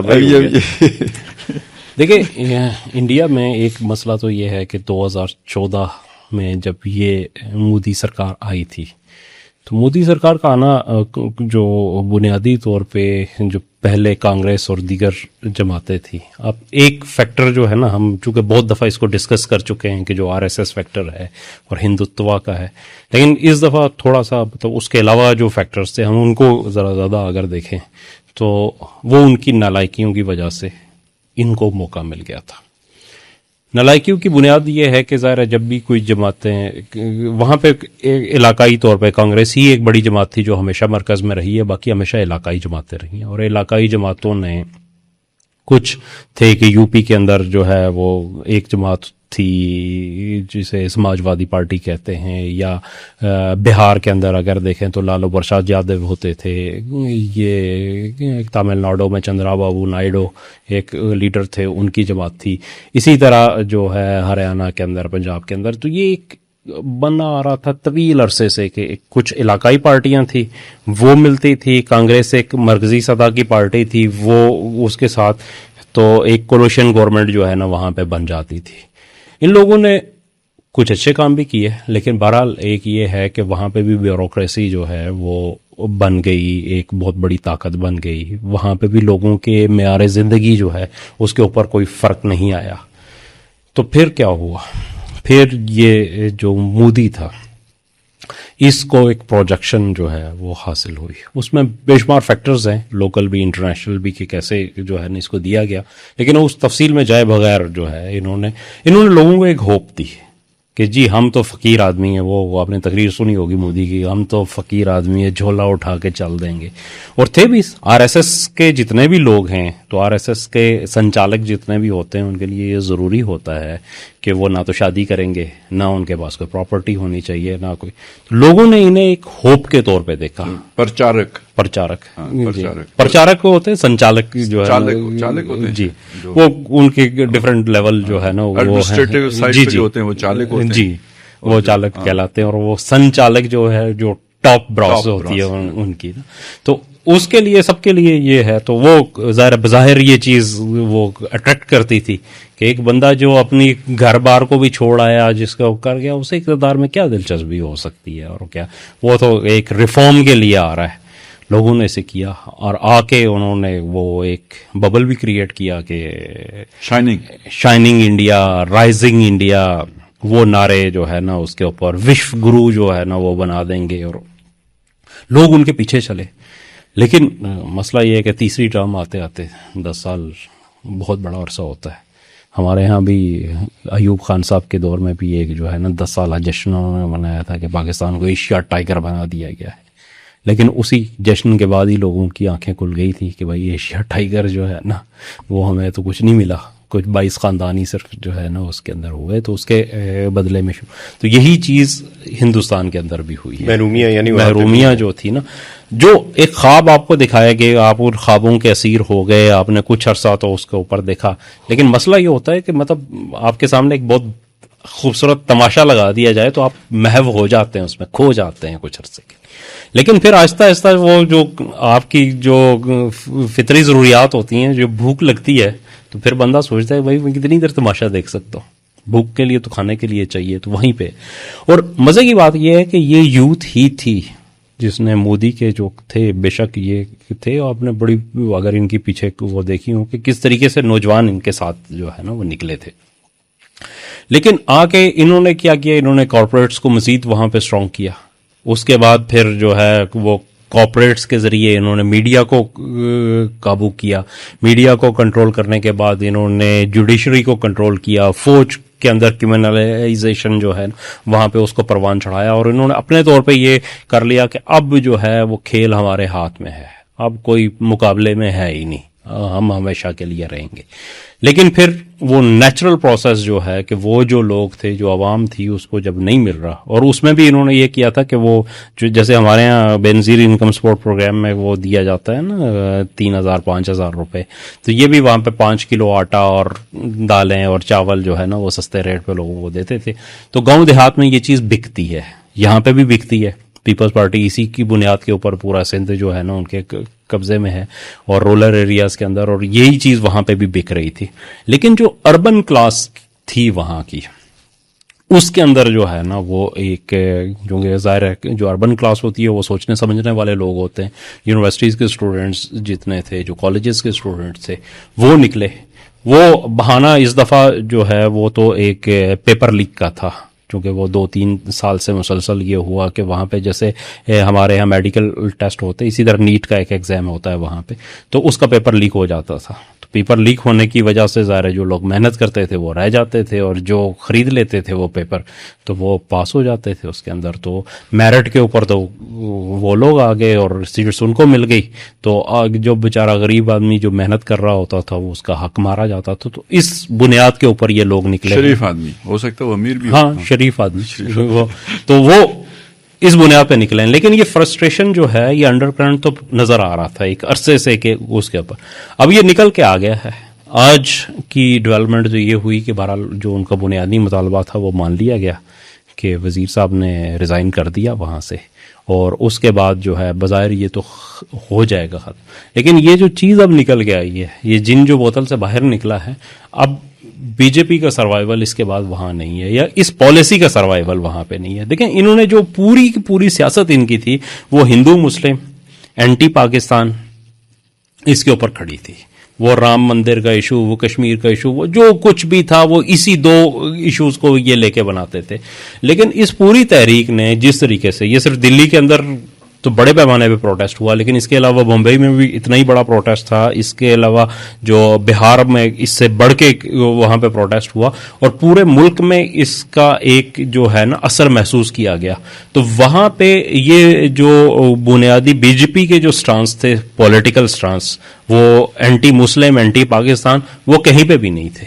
ان سے الگ جو ہے نا گراؤنڈ ریالٹیز کے اوپر یہ سارے تھے، اور جس سے ایک یہ امید ہے کہ اب بی جے پی کی سیاست جو ہے نا یہاں سے وہ اس نہج پہ پہنچ گئی ہے کہ یہ وقتی طور پہ تو ظاہر ہے ان کی ڈیمانڈز پوری کر دی، احتجاج ختم ہو جائے گا، لیکن فیوچر بی جے پی کا یہاں پہ ختم ہو گیا ہے۔ خالد صاحب، پاکستانی نوجوان یہاں پہ بھی کاکروچ ہیں تو کافی۔ اصل میں دیکھیں ایک بات ہے کہ اس سبق کیا ہے پاکستان کے میں، ایک تو یہ ہے کہ بھائی دیکھیں سیاسی جدوجہد کیسے کی جاتی ہے، وہ سبق سیکھنے کا، اور وہ جلاؤ گراؤ نظر آتش کر دو، توڑ دو پھوڑ دو، اس کے مقابلے میں دیکھیں نا وہ جمے رہو ڈٹے رہو۔ ایسے بھی آپ نے کلپس دیکھے ہوں گے ادھر کہ وہ بالکل سامنے کھڑے ہیں، مار رہے ہیں، وہ جوابی کاروائی کو نہیں کر رہے ہیں، مارو اور مارو اور مارو، یہ وہ پھر مارنا چھوڑ دیتا ہے پولیس والا جو ہے نا، مار مار کے مارنا چھوڑ بھی دیتے۔ تو ایک تو یہ سیکھنے کی چیز ہے، لیکن ایک سمجھنے کی چیز ہے۔ آج کل ہمیں بھی آرٹ اسٹیٹ کا نشہ چڑھا ہوا ہے، یہ سمجھنے کی چیز ہے۔ ویسے دیکھیں جو جمہوریت ہے نا وہ اس کا غلغلہ زیادہ مغرب میں اٹھا ہے، لیکن بنیادی طور پہ یہ مغرب کی شے نہیں ہے، یہ پروڈکٹ مغرب کی نہیں ہے، اس نے کہیں سے لی ہے، اڈاپٹ کی ہے۔ مغرب کے جو وہاں کا مزاج ہے نا، جیسے وہ اصل میں اس میں جمہوریت ہے نہیں، مزاج میں نہیں ہے، انہوں نے اپنے نظام کے طور پر اسے اڈاپٹ کیا ہے، ان کے مزاج کا حصہ نہیں ہے۔ وہ ٹرمپ کا مزاج ہے مغرب کا، اصل جو وائٹ سپریمیسی بھی اب سامنے آ رہی ہے، یہ وہ اس میں ذرا برطانیہ تھوڑا سا جو ہے نا وہ تھا، نہیں تو فرانس کو دیکھیں، پرتگالیوں کو دیکھیں، جو دنیا میں جنہوں نے آ کے کالونیاں بنائی ہیں، انتہائی جو ہے نا وہ فاشسٹ قسم کے لوگ تھے یہ سارے ہی۔ برطانیہ کون سا کام تھا؟ جمہوریت کی کہتے ہیں جی یونان سے ابتدا ہوئی ہے، تو وہ تو اس لیے کہ بھائی وہ سقراط نے وہ بات کے لیے، ارسطو نے اور افلاطون نے جو باتیں کی اس کی وجہ سے، اور یونان چونکہ مغرب میں تھا تو اس لیے انہوں نے اس کو بہت اوپر بھی اٹھایا ہے، وگرنہ دنیا میں جمہوریتیں اس سے پہلے رائج تھیں، ٹھیک ہے نا۔ اب یہ مارکس کا بڑا نام ہو گیا، حالانکہ یہ مارکس تو یہ جو ہے نا وہ آج سے کتنا زیادہ سے زیادہ 250-300 سال پہلے کی شخصیت ہے، جبکہ ایران کا جو فلسفی تھا جو تقریباً وہی باتیں اس نے کی تھی جو مارکس نے کی، مصدق، وہ نبی صلی اللہ علیہ وسلم سے بھی کوئی 150 سال پہلے کی شخصیت ہے، مصدوقیت جس کے، ہاں جی، مصدقیت اور مارکسزم میں کیا ٹھیک ہے۔ تو میں اصل میں کہنا یہ چاہتا تھا نا، جن کے اس میں نا مٹی میں شامل ہے نا جمہوریت یا مزاج میں شامل ہے نا، وہ بر صغیر ہے، یہاں کبھی کوئی ایک حکومت نہیں رہی ہے، یہ تو مسلمانوں نے آ کے ایک حکومت بنائی ہے، یا وہ جو اشوک کا کوئی جو یہ وہ کہتے ہیں وہ کتنا ایک دور ہے اس کا، باقی یہ راجواڑے رہے، اور یہ مل جل کے رہنا اور مطلب کو ایگزسٹنس، اور یہ آخر انہوں نے یہ چیزیں سیکھی ہوئی تھیں، لڑائیاں بھی ہوتی تھی لیکن یہ کہ بہرحال رہتے تھے، بالکل ٹھیک۔ اچھا، رواداری کتنی تھی کہ بھئی ہندو مت بھی ہے، ادھر مسلمان بھی ہیں، ان کے سارے فرقے بھی ہیں، تو 1000 سال مسلمان اور ہندو اکٹھے رہے ہیں۔ یہ تو انگریزوں نے آ کے ان کو پٹیاں پڑھائیں گے بھئی مسلمانوں نے تمہارے اوپر بڑے مظالم کیے، مگر نہ مسلمانوں اور ہندوؤں کے درمیان کوئی اس طرح کا مسئلہ تو تھا نہیں بالکل۔ یہ جو ہمارے سارے مغل حکمران ہیں، ایک اورنگزیب کو چھوڑ دیں، باقی سارے سیکولر تھے، اپنے ہندو رانیوں کے ساتھ رکھی ہوئی تھی، اور شادیاں بھی ہو رہی تھیں، سب کچھ ہو رہا تھا، ان کے وزیر رکھے ہوئے ہیں، وزیر اعظم بنائے ہوئے ہیں، کیا نہیں تھا، مطلب ہر اعتبار کی رواداری رکھی ہوئی تھی انہوں نے، مسلمانوں نے بھی۔ تو یہ جو چیزیں جو ہم آج جنہیں ویسٹ کے ساتھ جوڑ رہے ہیں، یہ ساری یعنی ہندوستان میں پہلے سے موجود تھیں، انگریز کے آنے سے پہلے سے موجود تھی، منضبط نہیں تھی، مرتب نہیں تھی، باقاعدہ علم کے طور پر نہیں تھی، لیکن پریکٹس میں تھی۔ اسی لیے میں ہمیشہ کہتا رہا ہوں کہ بھئی یہ جو ہم کوشش کرتے ہیں نا یہاں پہ بھی ایک جابرانہ نظام لے کے آنے کی، یہاں کی مٹی اسے گوارا نہیں کرتی، رد عمل ہوگا۔ وہی اصل میں انڈیا میں بھی آپ دیکھ رہے ہیں کہ وہ ایک فسطائی نظام لے کے آنا چاہتا تھا وہاں کا وہی شاطر، اب وہ شاطر جو ہے نا ہمارے یہاں اسٹیبلشمنٹ کو وہ سمجھا جاتا ہے، وہاں پہ وہ حیثیت بنیے کی ہے۔ آپ اگر دیکھیں نا مودی نے آ کے جن کو نوازا ہے نا صحیح معنوں میں، تو وہ تو سارے وہ وہاں کے سرمایہ دار ہیں، تو وہ مذہب کے نام پہ وہ سارا بنا کے پھر اس کو سارا عدالت میں بھی گھسا کے، جو ہے نا بیوروکریسی میں بھی گھسا کے، فوج میں بھی گھسا کے، وہ ساری ایک وہ ذہنیت بنا کے، فائدہ سب کا کس نے اٹھایا؟ کوئی امبانی ہوگا، کوئی برلا ہوگا، کوئی ٹاٹا ہوگا، بس فائدہ سارا اس طرف کیا ہے۔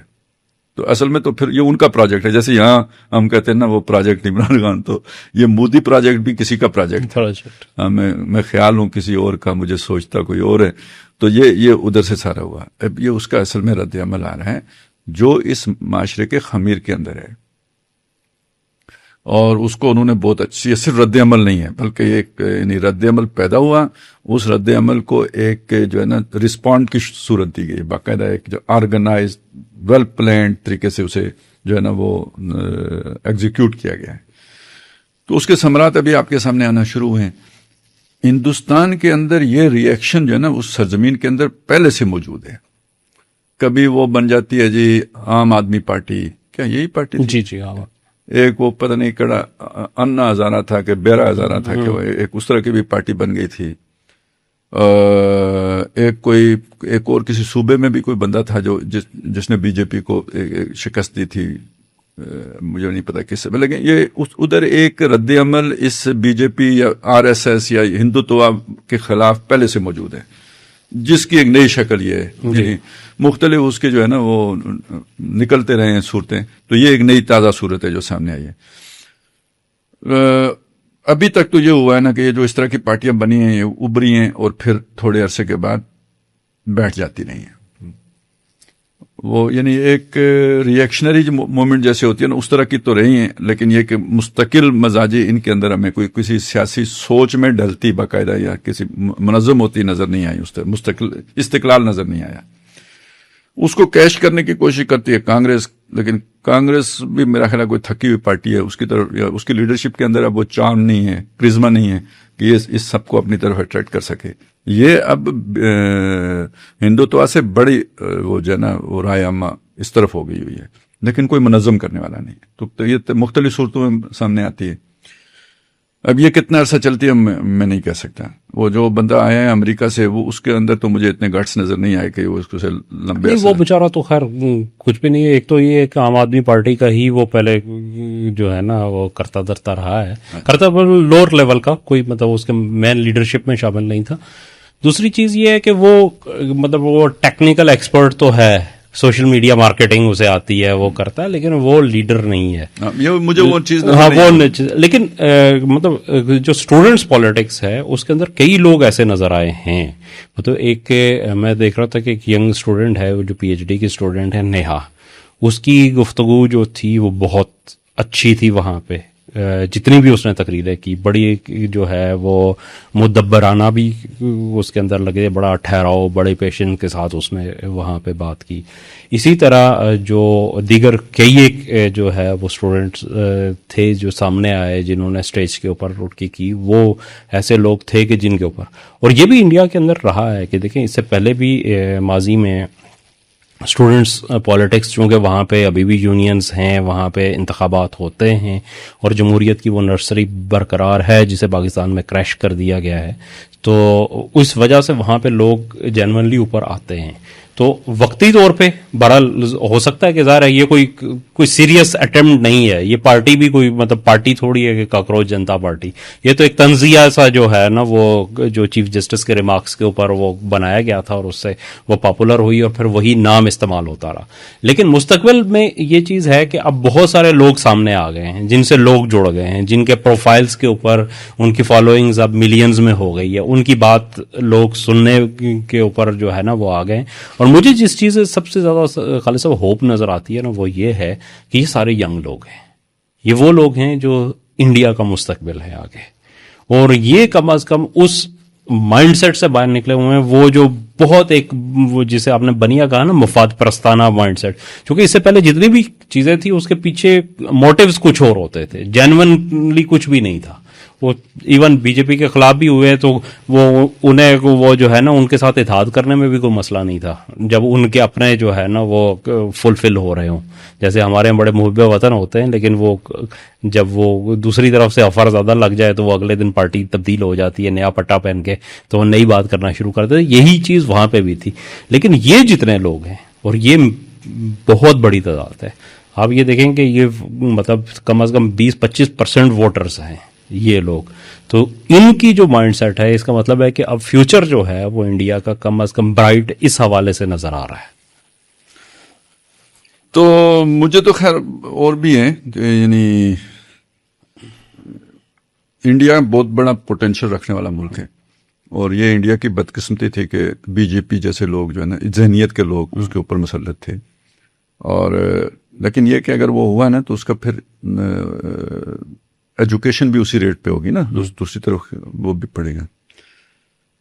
تو یہ ایک چیز یہ بھی ہو سکتی ہے کہ لوگ پھر غور کریں، سوچیں، سمجھیں، چیزوں کی طرف جائیں.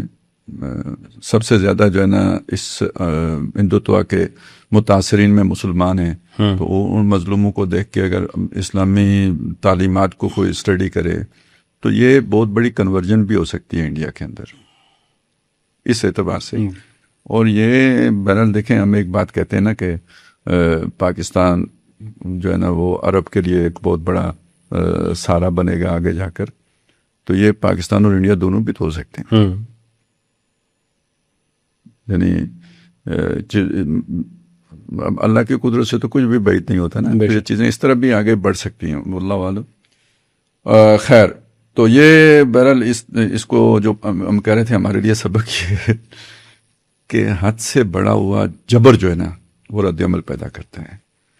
تو آپ اس کا نظام جو بھی مرضی بنائیں، بادشاہ بھی ہو نا، وہ اگر پارٹیسپیٹو سٹائل سے چلے گا تو قوم اس کے ساتھ ہوگی. وہ اگر اتھارٹی کو مسلط کرے گا تو یہ والا ریئیکشن پیدا ہوگا. اسی طرح اگر فسطائیت جمہوریت کے راستے بھی آئی ہوئی جیسے بی جے پی کی آئی تھی تو وہ معاشرے کے لیے قابل قبول نہیں ہوتی. ٹھیک ہے نا. تو یہ جو ایک ون پارٹی رول کا تصور ہم جو ہے نا وہ چائنا ماڈل بہت سارے لوگوں کو پسند ہے، پریزیڈیم یہ وہ، اس کے ساتھ اگر آپ بے شک خوشحالی کو بھی جوڑ دیں، جیسے چائنا میں خوشحالی ہے، کوئی شک نہیں کہ خوشحالی ہے، لیکن وہی بات ہے کہ بریڈ تو ملتی ہے، بھونکنے کی اجازت نہیں ہے. تو پھر کتا جو ہے نا وہ مشرقی جرمنی سے مغربی جرمنی ہجرت کرنے پہ اپنے آپ کو مجبور پاتا ہے، کیونکہ اسے کھانے پینے کے بعد جو ہے نا وہ شور مچانے کا بھی دل کرتا ہے. تو یہی معاملہ انسانوں کا، خوشحالی ہے اور بولنے کی اجازت نہیں ہے. تو سماجی عوان ہے نا یہ، تو اس نے صرف کھانا پینا ہی تو نہیں ہے.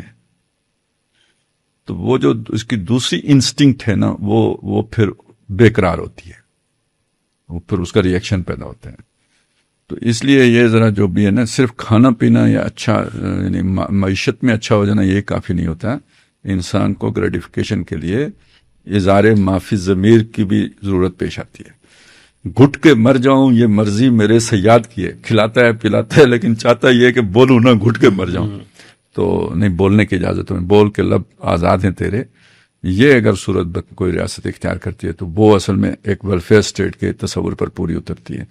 اس کے بغیر اونٹوں پہ سلک سی کے نا لوگوں کے اور زبانوں کے پہ تالے ڈال کے آپ ویلفیئر اسٹیٹ نہیں قائم کر سکتے.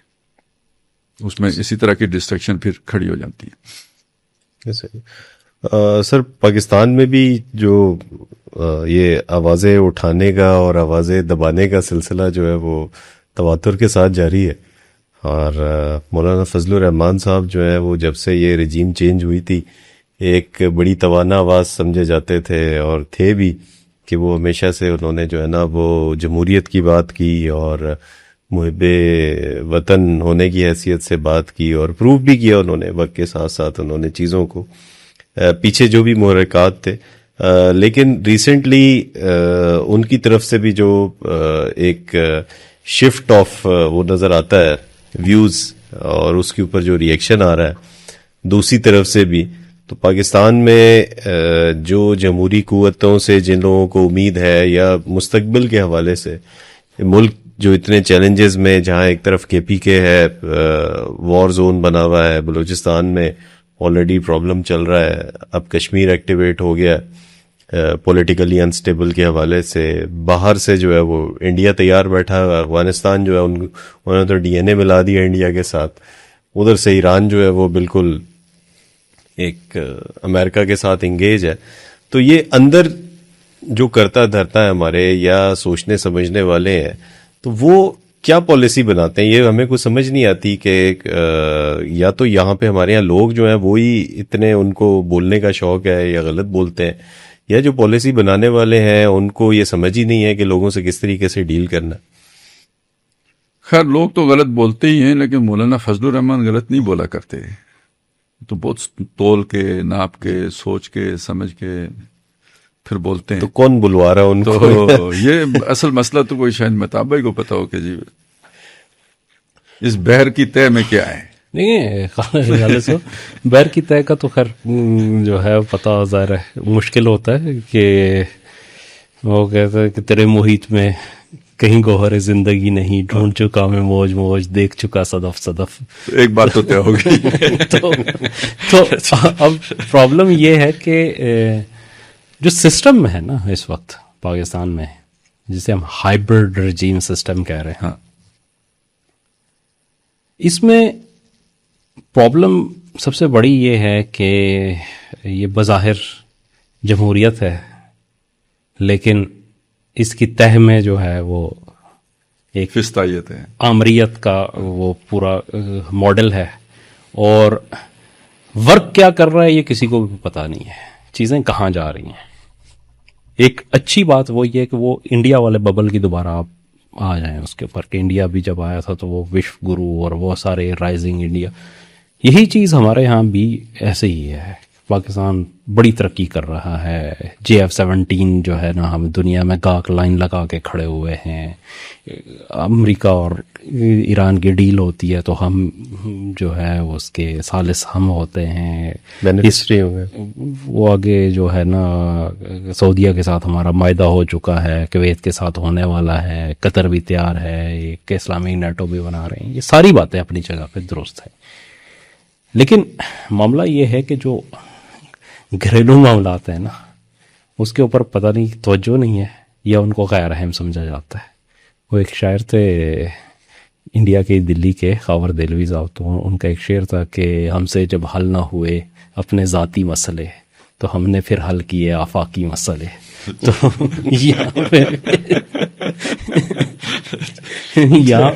پہ بھی معاملات ایسے ہی ہیں کہ ملک کے اندر جو چیزیں ہو رہی ہیں اس کو حل نہیں کیا جا رہا. اب بیوروکریسی جو ہے وہ بڑھتی جا رہی ہے، اس کے جو مراعات ہیں، اور اس کا ابھی پھر انہیں ایک بہت بڑا انسینٹیو دیا گیا ہے کہ ملک کے اندر بڑے انہوں نے خدمت کی ہے، جو ایک مہینے کا جو ہے انہیں ایک ایکسٹرا بونس دیا گیا کہ بجٹ میں فلاں فلاں محکموں نے اچھی کارکردگی دکھائی تھی تو انہیں وہ بجٹ پھر جو ہے وہ 150% کسی کو اناؤنس دے دیا، کسی کو 200% اناؤنس دے دیا، کسی کو 300% سے بھی اوپر جا چکے ہیں. باقی جو عیاشیاں ہیں وہ تو اپنی جگہ پہ ہیں جو ان کو دی جا رہی ہیں.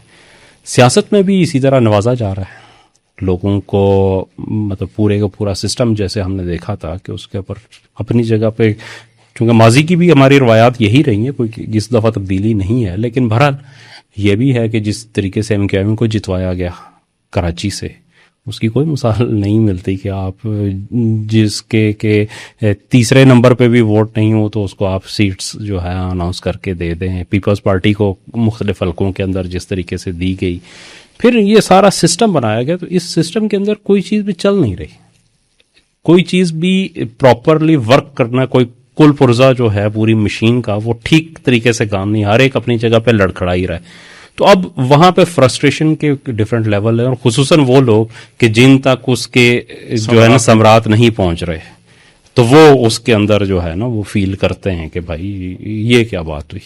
مطلب میں کہوں کہ اسد بھائی کے پاس کون سے سرخاب کے پر لگے ہوئے ہیں، گل پھینکے اوروں کی طرف بلکہ ثمر بھی، اے خانہ برانداز چمن کچھ تو ادھر بھی.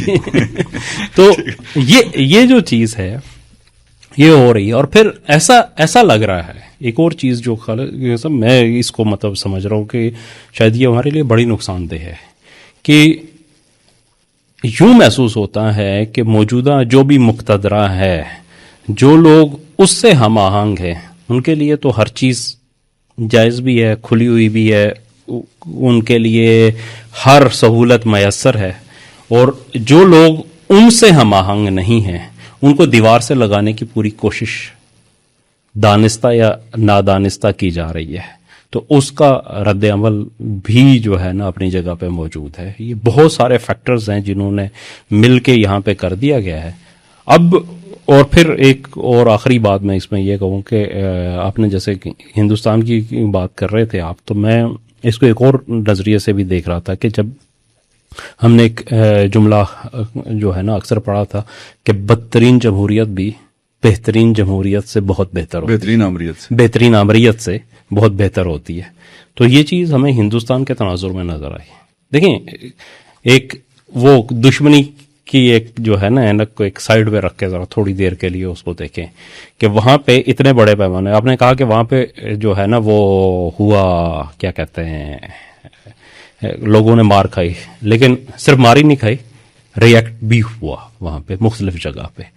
مطلب ان کے مطابق جو ہے نا وہ 400 سے زیادہ گاڑیاں ٹوٹی ہیں وہاں پہ پولیس کی، زخمی ہوئے ہیں لوگ ہزاروں کی تعداد میں، جو ان کے سرکاری رپورٹس ہیں کہ اتنے لوگ جو ہے نا ان کے سیکورٹی اہلکار زخمی ہوئے ہیں.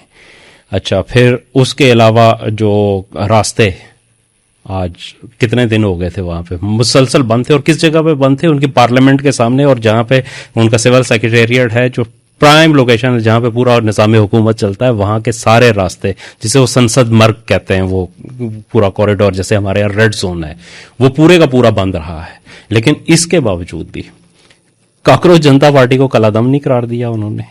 وہاں پہ انہوں نے دہشت گردی کے کوئی قوانین جو ہے وہ لاگو نہیں کیے، وہاں پہ گولی نہیں چلی، ٹیئر گیس اور لاٹھی سے آگے کی کوئی بات وہاں یعنی پہ آپ نہیں یہ ہوئی کہنا ہے. چاہتے ہیں کہ ہماری حکومت سے کم از کم مودی سرکار بہتر نکلی. ہاں میں اس لحاظ سے یہ بات کہنا چاہ رہا ہوں کہ بالکل ببونگے دوہل یہ بات کہنا چاہ رہا ہوں کہ اس چیز سے سیکھنا چاہیے. اور ہماری آمریت سے جو ہے نا ہندوتوا کی آمریت ہلکی ہے. ہاں ان کی اس لحاظ سے، اس لیے کہ بہرحال لحاظ تو ایک یہی ہوتا ہے نا، نہیں اور آمریت اور کہاں سے نہیں خالد صاحب، مسئلہ یہ ہے نا کہ دیکھیں ہندوستان میں جمہوریت کا ایک تسلسل تو رہا ہے نا. یہ ساری جو بات ہمارے کی ہے نا یہ سرکاری سچ پہ بلڈ کی ہے، اس کی کوئی ویڈیو نہیں ہے. یہ نہیں ویڈیوز بھی ہیں، کسی تقریبی کاروائی نہیں ویڈیوز بھی ہیں، ویڈیوز بھی ہیں خالد صاحب. دیکھیں مسئلہ، اچھا میں ایک اور چیز آپ کو بتاؤں، چلیں آپ اس کے اوپر چلیں وہ کر لیتے. ہوتا کیا ہے ہمارے ہاں بھی کیا احتجاج جو کرنے لوگ نکلتے ہیں وہ سارے جو متشدد ہوتے ہیں؟ ایسا نہیں ہوتا. مطلب میں آپ کو بتاؤں، یہ جس جگہ ہم بیٹھے ہوئے ہیں، میں جیو میں جاب کرتا تھا، جیو کی چھت پہ ہم کھڑے تھے، یہ تھا وہ خاکے جب بنے تھے توہین رسالت والے فرانس میں، چارلی ہیبڈو ایک میگزین تھا، اس کے اندر یہاں سے ایک بہت بڑا جلوس جو ہے آ رہا تھا، مختلف مساجد سے، جمعے کا دن تھا اور وہاں سے یہ آگے جو ہے نا اس کو بند کیا ہوا تھا. اچھا وہ جلوس آیا وہاں سے پیچھے سے چلتا، وہ ہم چھت پہ کھڑے ہوئے ہم اسے ریکارڈ کر رہے تھے. ہوا یہ کہ اس جلوس یہاں پہ پہنچا، آگے کنٹینر تھے وہ کھڑے ہو گئے، وہ لوگ نعرے بازی کر رہے ہیں. ان میں سے کچھ لوگ جو ہے نا کنٹینرز کے اوپر چڑھ کے انہوں نے پتھر مارے. دوسری طرف جو ہے نا وہ پولیس تھی، وہ دوسری طرف کھڑی تھی، انہوں نے پتھر مارنا شروع کیے کنٹینرز کے اوپر سے، دوسری طرف چھلانگے لگا کے نیچے اتر گئے، ادھر سے ٹیئر گیس کی شیلنگ شروع ہو گئی. یہاں سے لوگ بکھر گئے، وہ درمیان میں جو راستے بنائے تھے پولیس اندر آئی، انہوں نے لوگوں کو پکڑنا شروع کیا، وہاں سے کیا.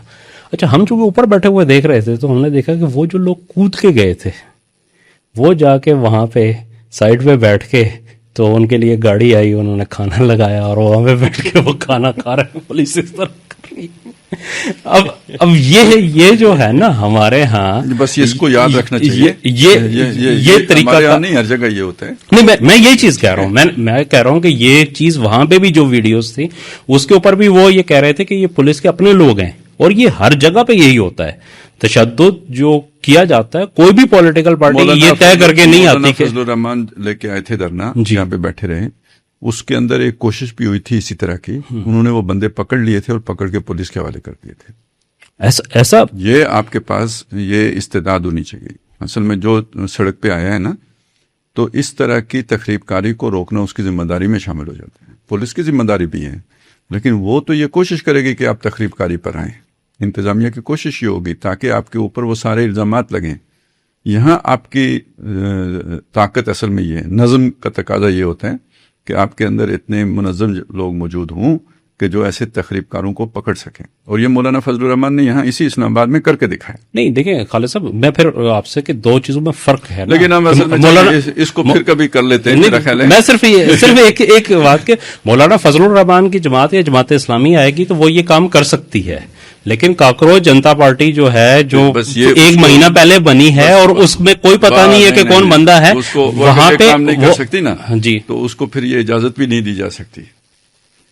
لیکن دی گئی نا نہیں، نہیں، خالد صاحب، ان کے نہیں، مطالبات بھی نہیں، منظور کر ابھی- لیے گئے. سر جی ابھی اس پہ سارے مقدمے قائم ہو سکتے ہیں، یہ سارے الزام ان پہ لگے گا. قانون یہی کہے گا کہ جس نے مظاہرہ کیا ہے، جس نے کال کی ہے، اس کے ذمے امن قائم رکھنا. میں اگر یہ وہاں پہ بدامنی ہوئی ہے، کوئی چیزیں املاک نظر آتش کی گئی ہیں، توڑ پھوڑ ہوا ہے، جس نے کال دی ہے وہ جو ہے نا ذمہ دار ہے. میں خالد صاحب یہی میرا عرض اور میرا سمپل جو ہے بات نا وہ اور اتنا اگر صحیح ہے. ریاست یہ نہیں کر رہی تو ناکام ریاست ہے.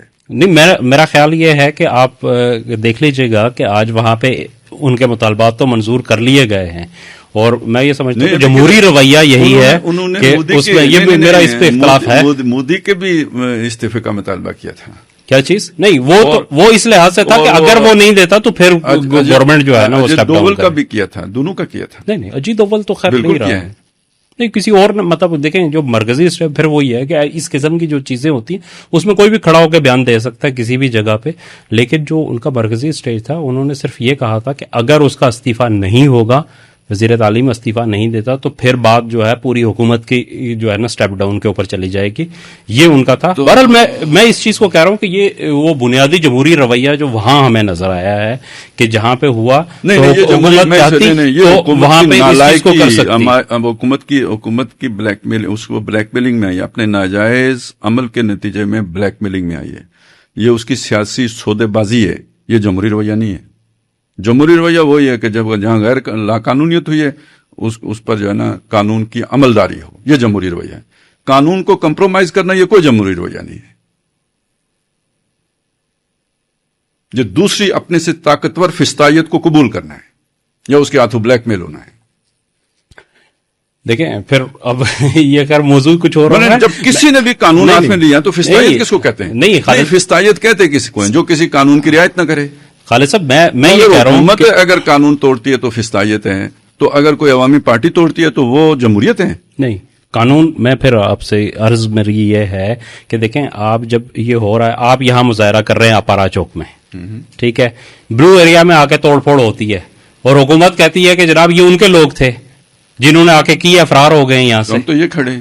تو یہی تو بات آپ کی بات جمہوری رویہ یہی ہے سر کہ نہیں پہ کھڑے ہو کے کہوں دیکھا میرے شیروں نے اب پارا میں آگ لگائی ہے، اس کے بعد جب مجھے پکڑے گردن سے میں کہوں وہ میرے شیر نہیں میرے گیدڑ تھے. نہیں خالد صاحب، اگر تو دیکھیں اس نے ایکسپٹ کیا ہے پھر تو الگ بات ہے، لیکن ایکسپٹ نہیں کیا جاتا. یہ جن کی آپ وکالت کر رہے ہیں وہ کرتے ہیں، انہوں نے نہ کیا ہوگا. اصل بات یہ ہے. اب آ جائیں مولانا فضل الرحمان کی بات ہو رہی تھی. جی میرے جو بات ہے نا کہ ایک بات تو وہی ہے کہ بھائی جو متاب بھائی نے کہی ہے کہ کچھ کی طرف تو اس نظام کے اثرات جا رہے ہیں، کچھ کی طرف نہیں جا رہے ہیں. آپ مولانا فضل الرحمان صاحب کو اینٹی اسٹیبلشمنٹ کاؤنٹ کریں تو آپ کی بہت بڑی نادانی ہے، نہ سمجھیے. یہ وہی مولانا فضل الرحمان صاحب ہیں جس کو آپ غیر جمہوری رویے کہتے ہیں نا. پرویز مشرف کا جو دور ہے نا اس سے بڑھ کر فستائی نظام کوئی بھی نہیں تھا مذہبی حلقوں کے لیے. لال مسجد کے آپریشن ہوئے، سوات میں آپریشن ہوا، سارے جو وزیرستان میں آپریشن ہوا، امریکہ کا ساتھ دیا گیا. جو طالبان گورنمنٹ تھی اس کے اوپر 58,000 حملے جو ہے نا پاکستان سے فیسیلیٹیٹ کیے گئے. یہ کرگل کے اوپر چڑھ کے تو وہ شہید لینے سے انکار کیا. یہ پرویز مشرف ہے جس نے شہید لینے سے انکار کیا تھا. اس پرویز مشرف کے سب سے بڑے حمایتی مولانا فضل الرحمان تھے، آخر دم تک رہے. یہاں تک بھی رہے کہ جب نواز شریف نے لانگ مارچ نکالا تھا، یاد ہے آپ کو، وہ جو لاہور سے نکلے تھے تو شیخو پورہ میں آ کے وہ ہو گیا تھا. اس دن جب وہ لاہور سے چلا تھا، افتخار چودھری کے دور کی بات، افتخار چودھری کے دور کی بات ہے، جب وہ لانگ مارچ لاہور سے چلا تھا تو کامران خان کا پروگرام جو جیو پہ آیا کرتا تھا، کیا نام تھا اس کا؟ آج کامران خان کے ساتھ. تو اس نے لائن پہ لیا تھا مولانا کو. مولانا نے اس وقت بھی دھمکی دی تھی کہ اگر یہ جو ہے نا اس طرح کے جتھے نکال کر ریاست کو جو ہے نا وہ کیا گیا تو جتھے اور بھی نکال سکتے ہیں، پھر ریاست نہیں چل سکتی. ٹھیک ہے، آخری دم تک وہ اسی مشن کا حصہ رہے جو پرویز مشرف کا تھا. اسے انہوں نے وردی کے ساتھ صدر قبول کیا، اسے LFO کیا تھا، LFO ہی تھا، وہ کر کے دیا. یعنی یہ کہ جو اس نے 1999 میں غیر آئینی قدم اٹھایا تھا اس کو آئینی تحفظ دینے میں مولانا शरीक शामिल थे। उन्होंने अपना हिस्सा KPK में भी वसूल किया, कश्मीर कमेटी के जनाब वो चेयरमैन भी रहे। क्या जो है ना, कौन सी एंटी एस्टेब्लिशमेंट वो उनकी रही है एक दौर, MRD में ज़ियाउल हक के दौर में वो थे, परवेज मुशर्रफ के दौर में वो फुल फ्लेज जो है ना वो प्रो एस्टेब्लिशमेंट थे। प्रो का लफ्ज भी हल्का ही है, बल्कि मन तू शुदम तू मन शुदी, मन तन शुदम तू जान शुदी, ता कस न गोयत बादजी, मन दीगरम तू दीगरी, ये इस शान के साथ रहेंगे। और अब मसला ये है कि ये जो नया सेटअप में, मतलब जो प्रोजेक्ट इमरान खान था उसके वो मुखालिफ थे। क्यों? उसमें उनका कोई हिस्सा नहीं था, सिफर हिस्सा था। थे बहुत मुदब्बर सियासतदान, लिहाजा उन्होंने उस, यानी जो ही वो असेंबली बनी थी परवेज इमरान खान वाली, उन्होंने ये सबको कहा था कि बाइकाट करो, इससे इस्तीफे दो। नून लीग ने नहीं दिए, पीपल पार्टी ने नहीं दिए, ये मौलाना का उनसे इख्तिलाफ हो गया था। लेकिन मौलाना ने उसी वक्त से मजामत शुरू कर दी थी, बड़े बड़े जलसे, कराची में जलसा, कोयटा में जलसा। क्यों भाई, बता भाई, ऐसा ही था। तो वो प्रोजेक्ट इमरान खान के खिलाफ थे, उसमें वो शामिल नहीं थी, वो बाजवा ने उनको निकाल दिया था। ये बहुत हैरत की बात थी कि जो इतना एस्टेब्लिशमेंट के करीब रहे हों, उनको बाजवा ने अपने अगले प्रोजेक्ट में शामिल ही नहीं किया था। इससे पता लगता था कि बाजवा का कोई बहुत ही गैर मामूली प्रोजेक्ट है ये, नहीं तो मौलाना उसका हिस्सा होते। हाँ, उसमें किसी स्टेज पे कोई ऐसा प्लान लगता था जिसमें मौलाना फिट नहीं आते थे। सही। ठीक है, तो उन्होंने बाहर रखा गया और मौलाना ने उसी वक्त मजामत शुरू कर दी। और ये जो PDF था, ये जो अब क्या PDM, इन्होंने जो वो जिसे वो रजीम चेंज कहते हैं, तो उसमें भी मौलाना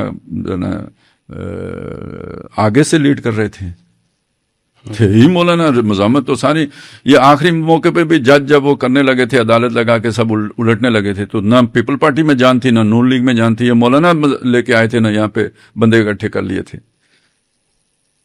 तो वो जजों की आवाज उखड़ गई, तो किसने उखाड़ी थी? मौलाना ने उखाड़ी। अब जब वो समर समेटने का मौका आया तो मौलाना फिर नहीं।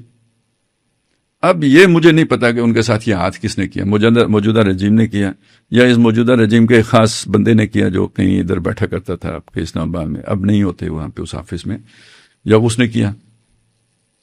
ठीक है ना, वो कहते ना हाफिज का हलवा। तो मैंने किसी को लिखा, मैंने कहा यार ये हलवा बनाते बनाते खीर बन गई है। तो ये मालिक की मर्जी खीर पकवाने की थी या वो बावर्ची कोई डंडी मार गया है? तो उसने मुड़ के लिखा बावर्ची नालायक है। ठीक है, लेकिन आज समझ में आता है नहीं, वो नालायक नहीं था, उसने डंडी ही मारी थी। मौलाना बाहर हो गए, ना वो KPK में उन्हें कोई हिस्सा मिला, ना वो जो है ना मरकज में कोई हिस्सा मिला। अब वो के उधर वो जो था गिलगित में भी कुछ नहीं मिला, अब शायद कश्मीर में भी कुछ नहीं मिलने की तवक्को। वहां पे उन्होंने बंदे शायद 2 खड़े किए, कितने खड़े किए? 1 या 2 बंदे खड़े किए।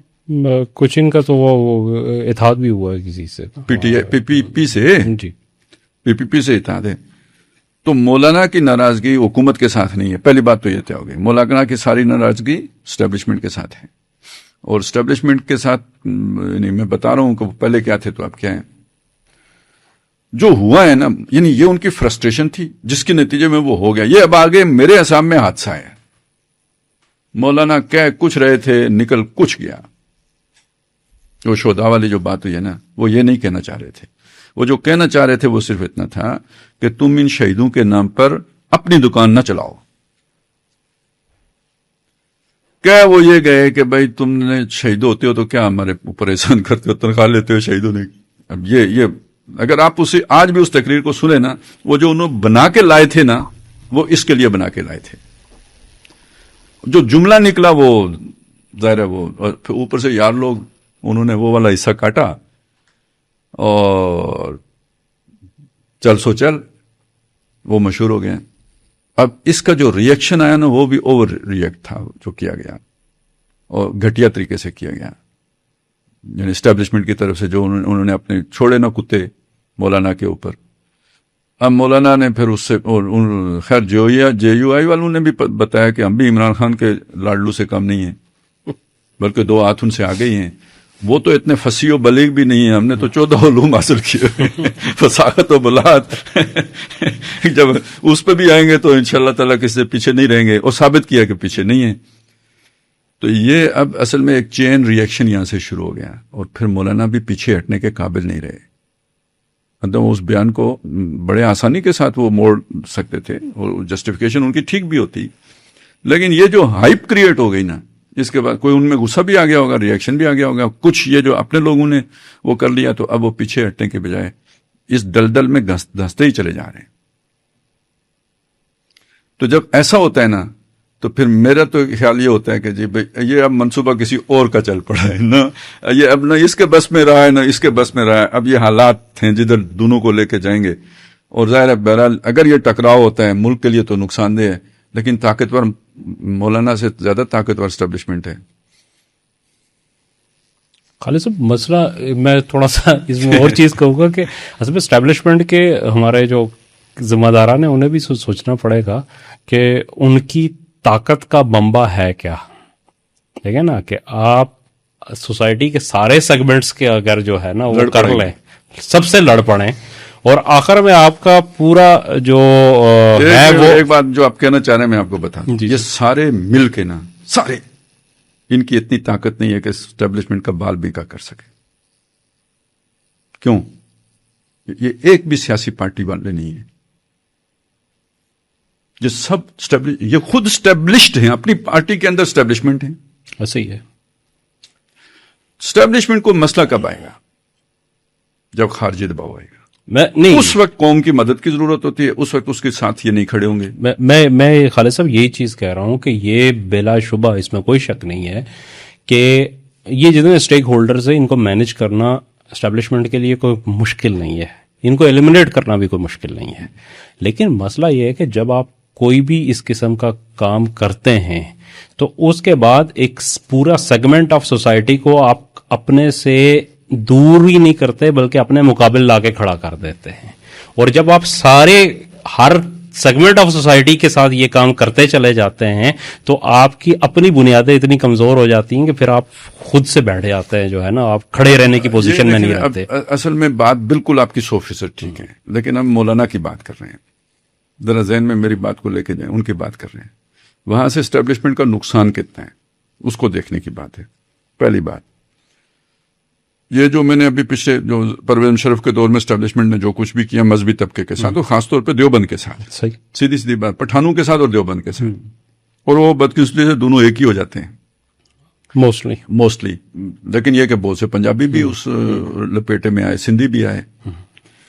تو وہ تو بالکل فوکسڈ ہو کے ایک مسلک کو نشانہ بنانے والا عمل تھا جو پرویز مشرف کے دور میں کیا گیا. اور دوسری طرف بھی جو ہے نا وہ آپ کو پتہ ہی ہے، جی وہ مسلک کی تلوار چلائی گئی، یعنی جن کی حمایت لی گئی، جن کی سپورٹ لی گئی، میڈیا میں جن سے بیانیے بنوائے گئے، وہ بھی تو کسی مسلک کے تھے. ظاہر ہے، بالکل ایسے ہی. یہ جو جن کو آپ بھگتنا پڑ رہا ہے لبیک، یہ کس کے خلاف کھڑے کیے گئے تھے اور کس نے کھڑے کیے تھے؟ بالکل ایسے ہی ہے. ٹھیک ہے. تو وہ تو بالکل ٹارگٹ کر کے دیوبند کو سارا کام کیا گیا تھا. ان میں سے جن کے اندر کوئی وہ والا وائرس تھا نا، وہ تو پہلے ہی اینٹی اسٹیبلشمنٹ ہے، اور وہ اس ایکسٹریم پہ چلے گئے. کوئی ٹی ٹی پی بن گیا، کوئی جا کے افغانستان میں آباد ہو گیا، کوئی ملک چھوڑ گیا. ٹھیک ہے. کوئی ایک وہ خاص جو وہ ہمارے یہاں اور بھی کچھ اس طرح کے ایلیمنٹس ہیں جو وہ ادھر ہو گیا. مولانا کے ساتھ کون رہ گیا؟ مولانا کس کی نمائندگی کرتے ہیں؟ مدارس کی بھی سارے مدارس کی نہیں کرتے. نہیں، سارے کی تو نہیں ہے لیکن میجورٹی کی کرتے ہیں. دیوبند کے ایک خاص، یعنی وہ اصل میں اس میں بھی جو یہ جو اشرفی گروپ ہے نا، نہیں اشرفی گروپ بھی ہے، وہ کراچی والے جو ہے مولانا مفتی عبدالرحیم صاحب ہیں، ان کا اپنا وہ ہے، وہ تو بالکل علیحدہ ہو گیا نا. لیکن یہ کہ جو پہلے سے بھی چلا آ رہا دیوبند ہے نا، جو جس میں خاص طور پہ یہ تبلیغی جماعت ہے، یا مولانا اشرف علی تھانوی رحمۃ اللہ علیہ کے معتقدین میں سے جو لوگ ہیں، وہ مولانا کے ساتھ تعاون ضرور کرتے ہیں، لیکن وہ کوئی دل و جان والی معاملہ نہیں ہے جو وہ ہر پکار پہ. میں اصل میں اور بات کہنا چاہ رہا ہوں، میں وہ کہنا چاہ رہا تھا کہ اسٹیبلشمنٹ کے اندر ہر اسٹیبلش ادارہ آتا ہے، تبھی تو وہ اسٹیبلش ہوا ہے. تو یہ مدارس بھی اسٹیبلشڈ ادارے ہیں، یہ اگینسٹ نہیں جا سکتے. تو مولانا بیسیکلی ان کے ریپریزنٹیٹیو ہیں. جن کے پہلے ہی سٹیکس ہیں اس سسٹم کے اندر. نا اس میں تو کوئی شک نہیں. مولانا ہم سسٹم توڑنے کی طرف تو نہیں جا سکتے. سارے جناب اس کے بعد زمین پہ آ رہیں گے. ایسے ہی ہے. ٹھیک ہے, تو مولانا کے ساتھ وہ کوئی اینٹی اسٹیبلشمنٹ عنصر نہیں ہے. ہاں, جماعت ان کی ایک بڑی مضبوط پارٹی ہے, اور وہ تقریباً آپ کہنے ہو سکتا ہے ایسے 1,00,000 2 لاکھ جو ہے نا وہ لوگ ہوں پورے پاکستان میں کہ جن کو یعنی جو نظم و نسق کے پابند ہوں. قربانی وہ کتنا دے سکتے ہیں میں وہ نہیں جانتا, لیکن نظم و نسق کا پابند میں انہیں کہہ سکتا ہوں, جس میں وہ میں اصل میں اس کی طرف اشارہ کر رہا ہوں, وہ جو حرکت الانصار کیا نہیں وہ تو ان کی جو ہے وہ انصار جو ہے نا وہ ٹھیک ہے, وہ پیلے کپڑے پہننے والے وہ جو ان کے وہ باوردی جو لوگ ہوتے ہیں, تو مطلب وہ تو ان کی ایک جو ہے نا اسٹرینتھ ہے. باقی اس طرح کی کوئی منظم جماعت بھی نہیں ہے. اس کے علاوہ جو عمران خان کے دور میں جو انہوں نے اینٹی عمران ایک سٹانس لیا تھا, اس پر بھی ان کے اندر سے بہت سے لوگ ناراض ہو کے ان سے علیحدہ ہو گئے تھے. مولانا شیرانی صاحب علیحدہ ہو گئے تھے, آپ کو پتہ ہے وہ جو جی شیرانی صاحب, دوسرے کوئٹہ والا تو بہت سارا کفایت اللہ صاحب تھے. نہیں, مفتی کفایت اللہ صاحب تو اب بھی ساتھی ہیں, لیکن کچھ ہے تھوڑا بہت کھٹ پٹ. جی وہ تو خیر رہتی ہے, چونکہ مسئلہ یہ ہے کہ جب وہ خاندانی پارٹی ہو اسے میں. اب اس میں مسئلہ یہ کیسے چلتے ہیں ان کے ساتھ. سر جی, مولانا کے پاس اس جماعت کو چلانے کے لیے کوئی فنڈ چاہیے ہوتے ہیں یا نہیں چاہیے؟ جی بالکل. ان میں سے ہمارے علماء تو چندے لیتے ہیں, دیتے تو نہیں ہیں. تو یہ جماعت کیسے چلتی ہے؟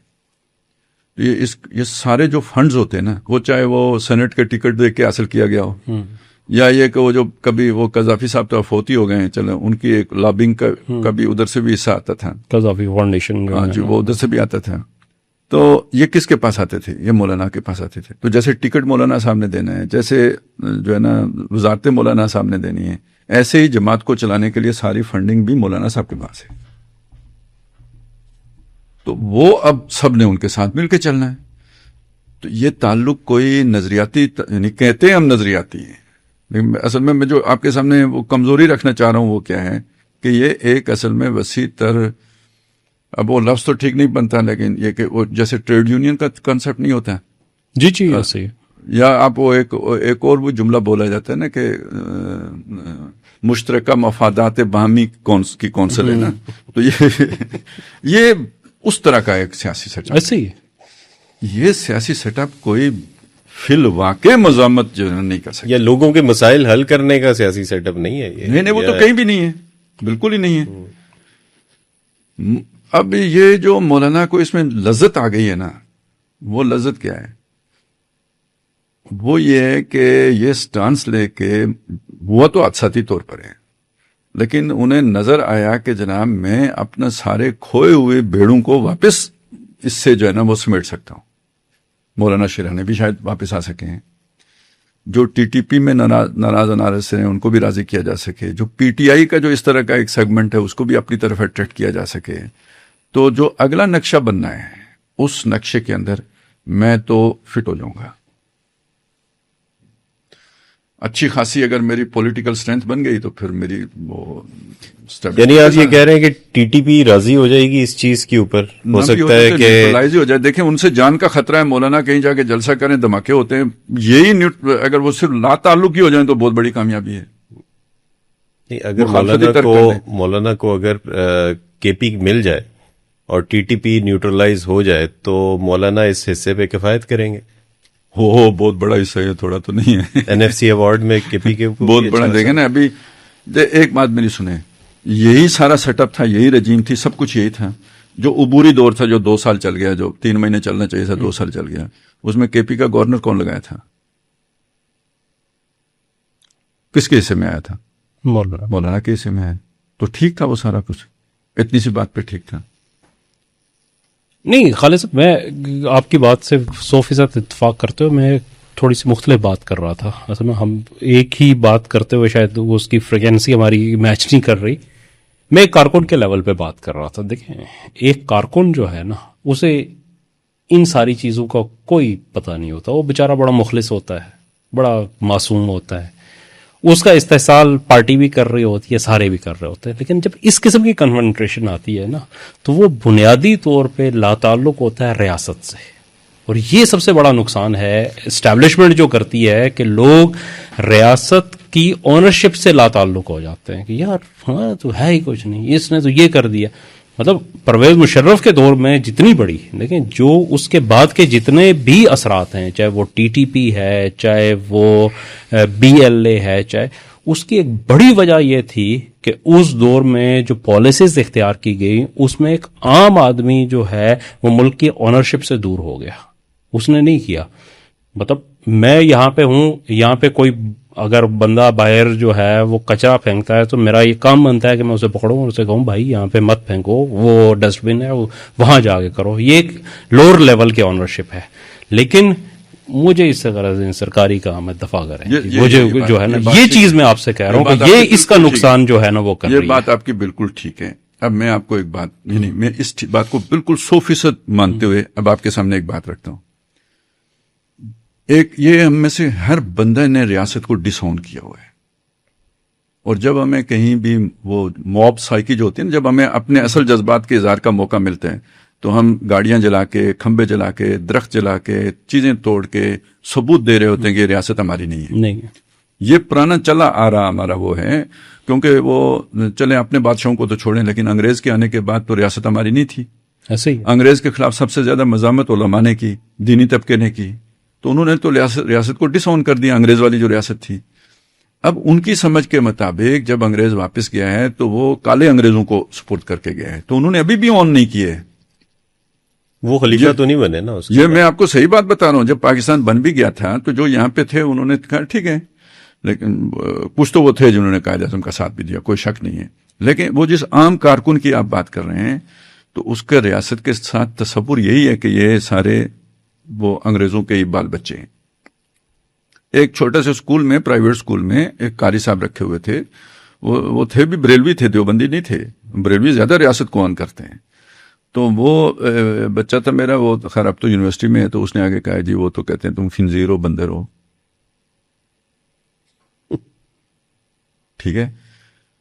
تو اب مجھے بڑی حیرت ہوئی، یار یہ کیا مطلب، قاری صاحب کو کیا مسئلہ ہوا یہ بات کہنے کی. وہ انتظامیہ سے کہا بھی میں نے یار بچوں کو کوئی ناظرہ پڑھایا کر، کوئی عربی وغیرہ بھی ہو کچھ، یہ وہ تو خیر انہوں نے رکھ لیے. قاضی صاحب نے یہ کام شروع کر دیا. تو وہ اندازہ یہ ہوا کہ جی بات یہ ہے کہ جو انگریزی پڑھتے ہیں، جو یہ دنیاوی علوم پڑھتے ہیں، تو یہ تو دنیا کمانے کے لیے پڑھتے ہیں، تو یہ تو خنزیر اور بندر ہیں. یہ اپروچ ہے.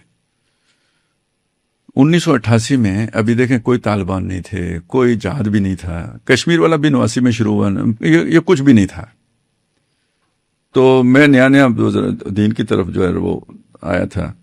تو رمضان تھا، 27ویں شب کو آپ کو پتہ ہے ہر مسجد میں تقریریں ہوتی ہیں. تو ایک ہمارے وہ گاؤں میں بھی مسجد تھی، اس میں بھی کوئی مولوی صاحب تقریر کر رہے تھے، میں بھی چلا گیا. تو مولوی صاحب بیٹھے ہوئے تھے ممبر پر، تو انہوں نے جو ہے کہا نا کہ ایک آدمی نے خواب دیکھا،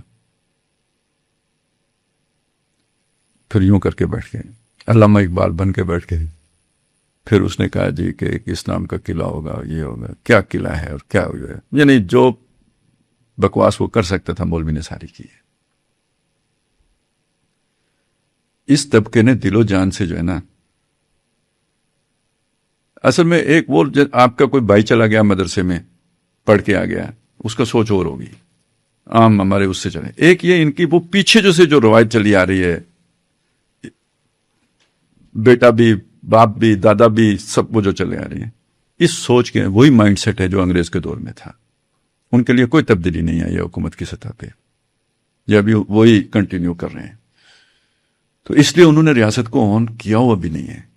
اور اندیشہ ہے اللہ نہ کرے ایسا ہو جائے، کبھی خدا نہ خواستہ یہ ملک نہیں رہتا. تو ان کی طرف سے تو بس ایک ہی بیان آنا ہے کہ ہمارے تو بزرگوں نے کبھی اسے تسلیم ہی نہیں کیا تھا. نہیں، یہ مائنڈ سیٹ ہے یا نہیں ہے، آپ نے بھی بھگتا ہوگا. میں نے تو 2-3 مثالیں دے کے آپ کے سامنے رکھ کر. تو اصل مسئلہ جو ہے نا ان کا، یعنی یہ کسی یعنی انڈیا سے جب مقابلہ آتا ہے نا تو وہ ہندو کی نفرت میں پھر پاکستان زندہ ہو جاتے ہیں، لیکن کسی محبت کی بنیاد پر پاکستان کے ساتھ کوئی تعلق جو ہے نا وہ میں موجود نہیں پاتا. اور یہی ہمارا سب سے بڑا مسئلہ ہے. اور یہ مسئلہ صرف مذہبی طبقے کا نہیں ہے، سب کا بھی ہے. اس لیے کہ دیکھیں بنایا تھا ہم نے لا الہ الا اللہ کے لیے، اصل جرم جو ہے وہ کیا ہے کہ لا الہ کی طرف ہم نے کوئی پیش قدمی ہی نہیں کی. تو دیکھیں عوام خاموش ضرور ہوتے ہیں, اندھے اور بہرے نہیں ہوتے ہیں. بعض اور اچھا ان کے وہ جو خاموشی ہوتی ہے اور جو ان کے ذہن میں پک رہا ہوتا ہے اس کا انہیں شعور بھی نہیں ہوتا, اسی لیے وہ کہتے ہیں نا عوام کا لانام. تو کیا جانور کے لاشعور میں کچھ نہیں ہوتا؟ وہ اپنے دوست دشمن کو نہیں پہچانتا, جو اسے گھاس ڈالتا ہے اسے پہچانتا ہے, جو اسے جو ہے نا سوٹی مارتا ہے اس کو بھی پہچانتا ہے, لیکن اس کا اسے شعور نہیں ہوتا, غیر شعوری طور پہ پہچانتا ہے. تو عوام غیر شعوری طور پر کوئی نہ کوئی تعلق یا انقطاع ان کے اندر موجود ہوتا ہے. تو ہماری عوام یہ سمجھتی ہے یہ حکمران ہمارے ساتھ مخلص نہیں ہے, وہ کوئی بھی ہو, پیپل پارٹی کا ہو, نون لیگ کا ہو, فوجی ہو, جو بھی ہو, یعنی ایک لاشعوری طور پر ان کے اندر بیٹھا ہوا یہ ہے کہ ہمارے ساتھ مخلص نہیں ہے, ان کی وفاداری کسی اور کے ساتھ ہے. اس کی وجہ سے ریاست کے ساتھ جو وہ تعلق بنتا ہے وہ بن ہی نہیں پاتا. ہمیں یہ بھی شعور نہیں ہے کہ ریاست اور حکومت میں کیا فرق ہوتا ہے. ہم حکومت اور ریاست کو ایک ہی شے سمجھتے ہیں. اب تو یہ حالات ہیں, آپ کے کئی صافی دوست ہیں ایسے جن کو مطلب میں سنتا ہوں یا پڑھتا ہوں تو وہ ریاست بمانا فوج استعمال کر رہے ہوتے ہیں, وہ فوج کو ریاست کہہ رہے ہوتے ہیں. انہیں یہ بھی نہیں پتا کہ بھئی یہ تو ایک ریاست کے جو ایک جو ہے نا وہ حکومت ہوتی ہے اس کا ایک محکمہ ہے, ادارہ بھی نہیں ہے وہ, تو ہم ادارہ کہتے ہیں اس کی انفلوئنس کی وجہ سے. اصل میں تو اگر ریاست کی سطح پہ آپ دیکھیں تو ایک محکمہ ہے. تو کہنے کا میرا مقصد یہ ہے کہ جی لاشعوری طور پر ہماری عوام, اور یہی سب سے بڑے خطرے کی بات یہ ہے کہ ہم پاکستان کی وہ آئیڈینٹی نہیں بنا سکے, وہ شناخت نہیں پیدا کر سکے کہ جو ہر فرد جس شناخت کے ساتھ اپنے آپ کو جوڑ کر فخر محسوس کرے. جب یہ نہیں بنا سکے تو افراد کے اندر وہ آنرشپ موجود ہی نہیں ہے جو ریاست کو آن کرنے کے لیے ہوتی ہے. لہذا جب کوئی مظاہرے میں موقع ملتا ہے, جس کا مظاہرہ ہو, وہ بینظیر مریں یا عمران خان کا مظاہرہ ہو یا فضل الرحمان, وہ اس میں تقریب کاری پہ اتر آتے ہیں کیونکہ ریاست کے ساتھ ان کی وہ اٹیچمنٹ ہی نہیں ہوتی. یہ تو بہت بڑا پروجیکٹ ہے جس پر کام کرنے کی ضرورت ہے, اور یہ اس وقت تک نہیں ہو سکتا جب تک ریاست ایک ویلفیئر سٹیٹ کی صورت اختیار نہیں کر سکتی. عام آدمی کو ریاست کا فائدہ نہیں پہنچتا, اس وقت تک یہ نہیں ہو سکتا. وہ پروٹیکشن کے اعتبار سے ایک چیز ملتی ہے کہ یار ہندو سے بچا رہے ہیں, وہاں پہ وہ سارے ایک ہو جاتے ہیں, لیکن وہ ایک نیگیٹو جذبہ ہے, وہ کوئی پازیٹو جذبہ نہیں ہے. تو یہ تو وہ مسئلہ ہے جو ہمارا نیشنل کرائسس ہے, آئیڈینٹی کا مسئلہ ہے. اس پر تو علیحدہ سے بات کرنے ہے, اور یہ تو پورا یعنی اس پورا نظام تعلیم اس پر بنانے کی ضرورت ہے جس کی کسی کو پرواہ نہیں. وہ این جی اوز کے حوالے ہے, ساری فرسٹریشن تو وہ اس نظام تعلیم نے پیدا کی ہوئی ہوتی ہے. تو خیر بہت سارے کام ہیں. اچھا اس سطح پہ جب آپ جائیں گے تو یہ مدارس کا اور یہ دنیاوی تعلیم کا نظام آپ علیحدہ بھی تو نہیں رکھیں گے نا.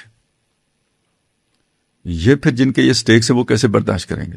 اصل میں وہ قدرت کی طرف اسے اس لیے بھی لے کے جانا چاہتا تھا کہ اس ملک سے اگر قدرت کو کوئی بھلائی منظور ہے تو یہ جو اس طرح کے سٹرکچر ہیں جو اپنی جگہ پہ کسی وقت بہت کارآمد تھے, لیکن اب آنے والے دور کے لیے وہ جو ہے نا وہ کیا ہے, طرز کہن پیڑنا, آئینے نو سے ڈرنا, منزل یہی کٹھن ہے قوموں کی زندگی میں. تو اگر آپ کو شعور نہ ہو تو فطرت اپنا راستہ تو پھر خود بناتی ہے نا.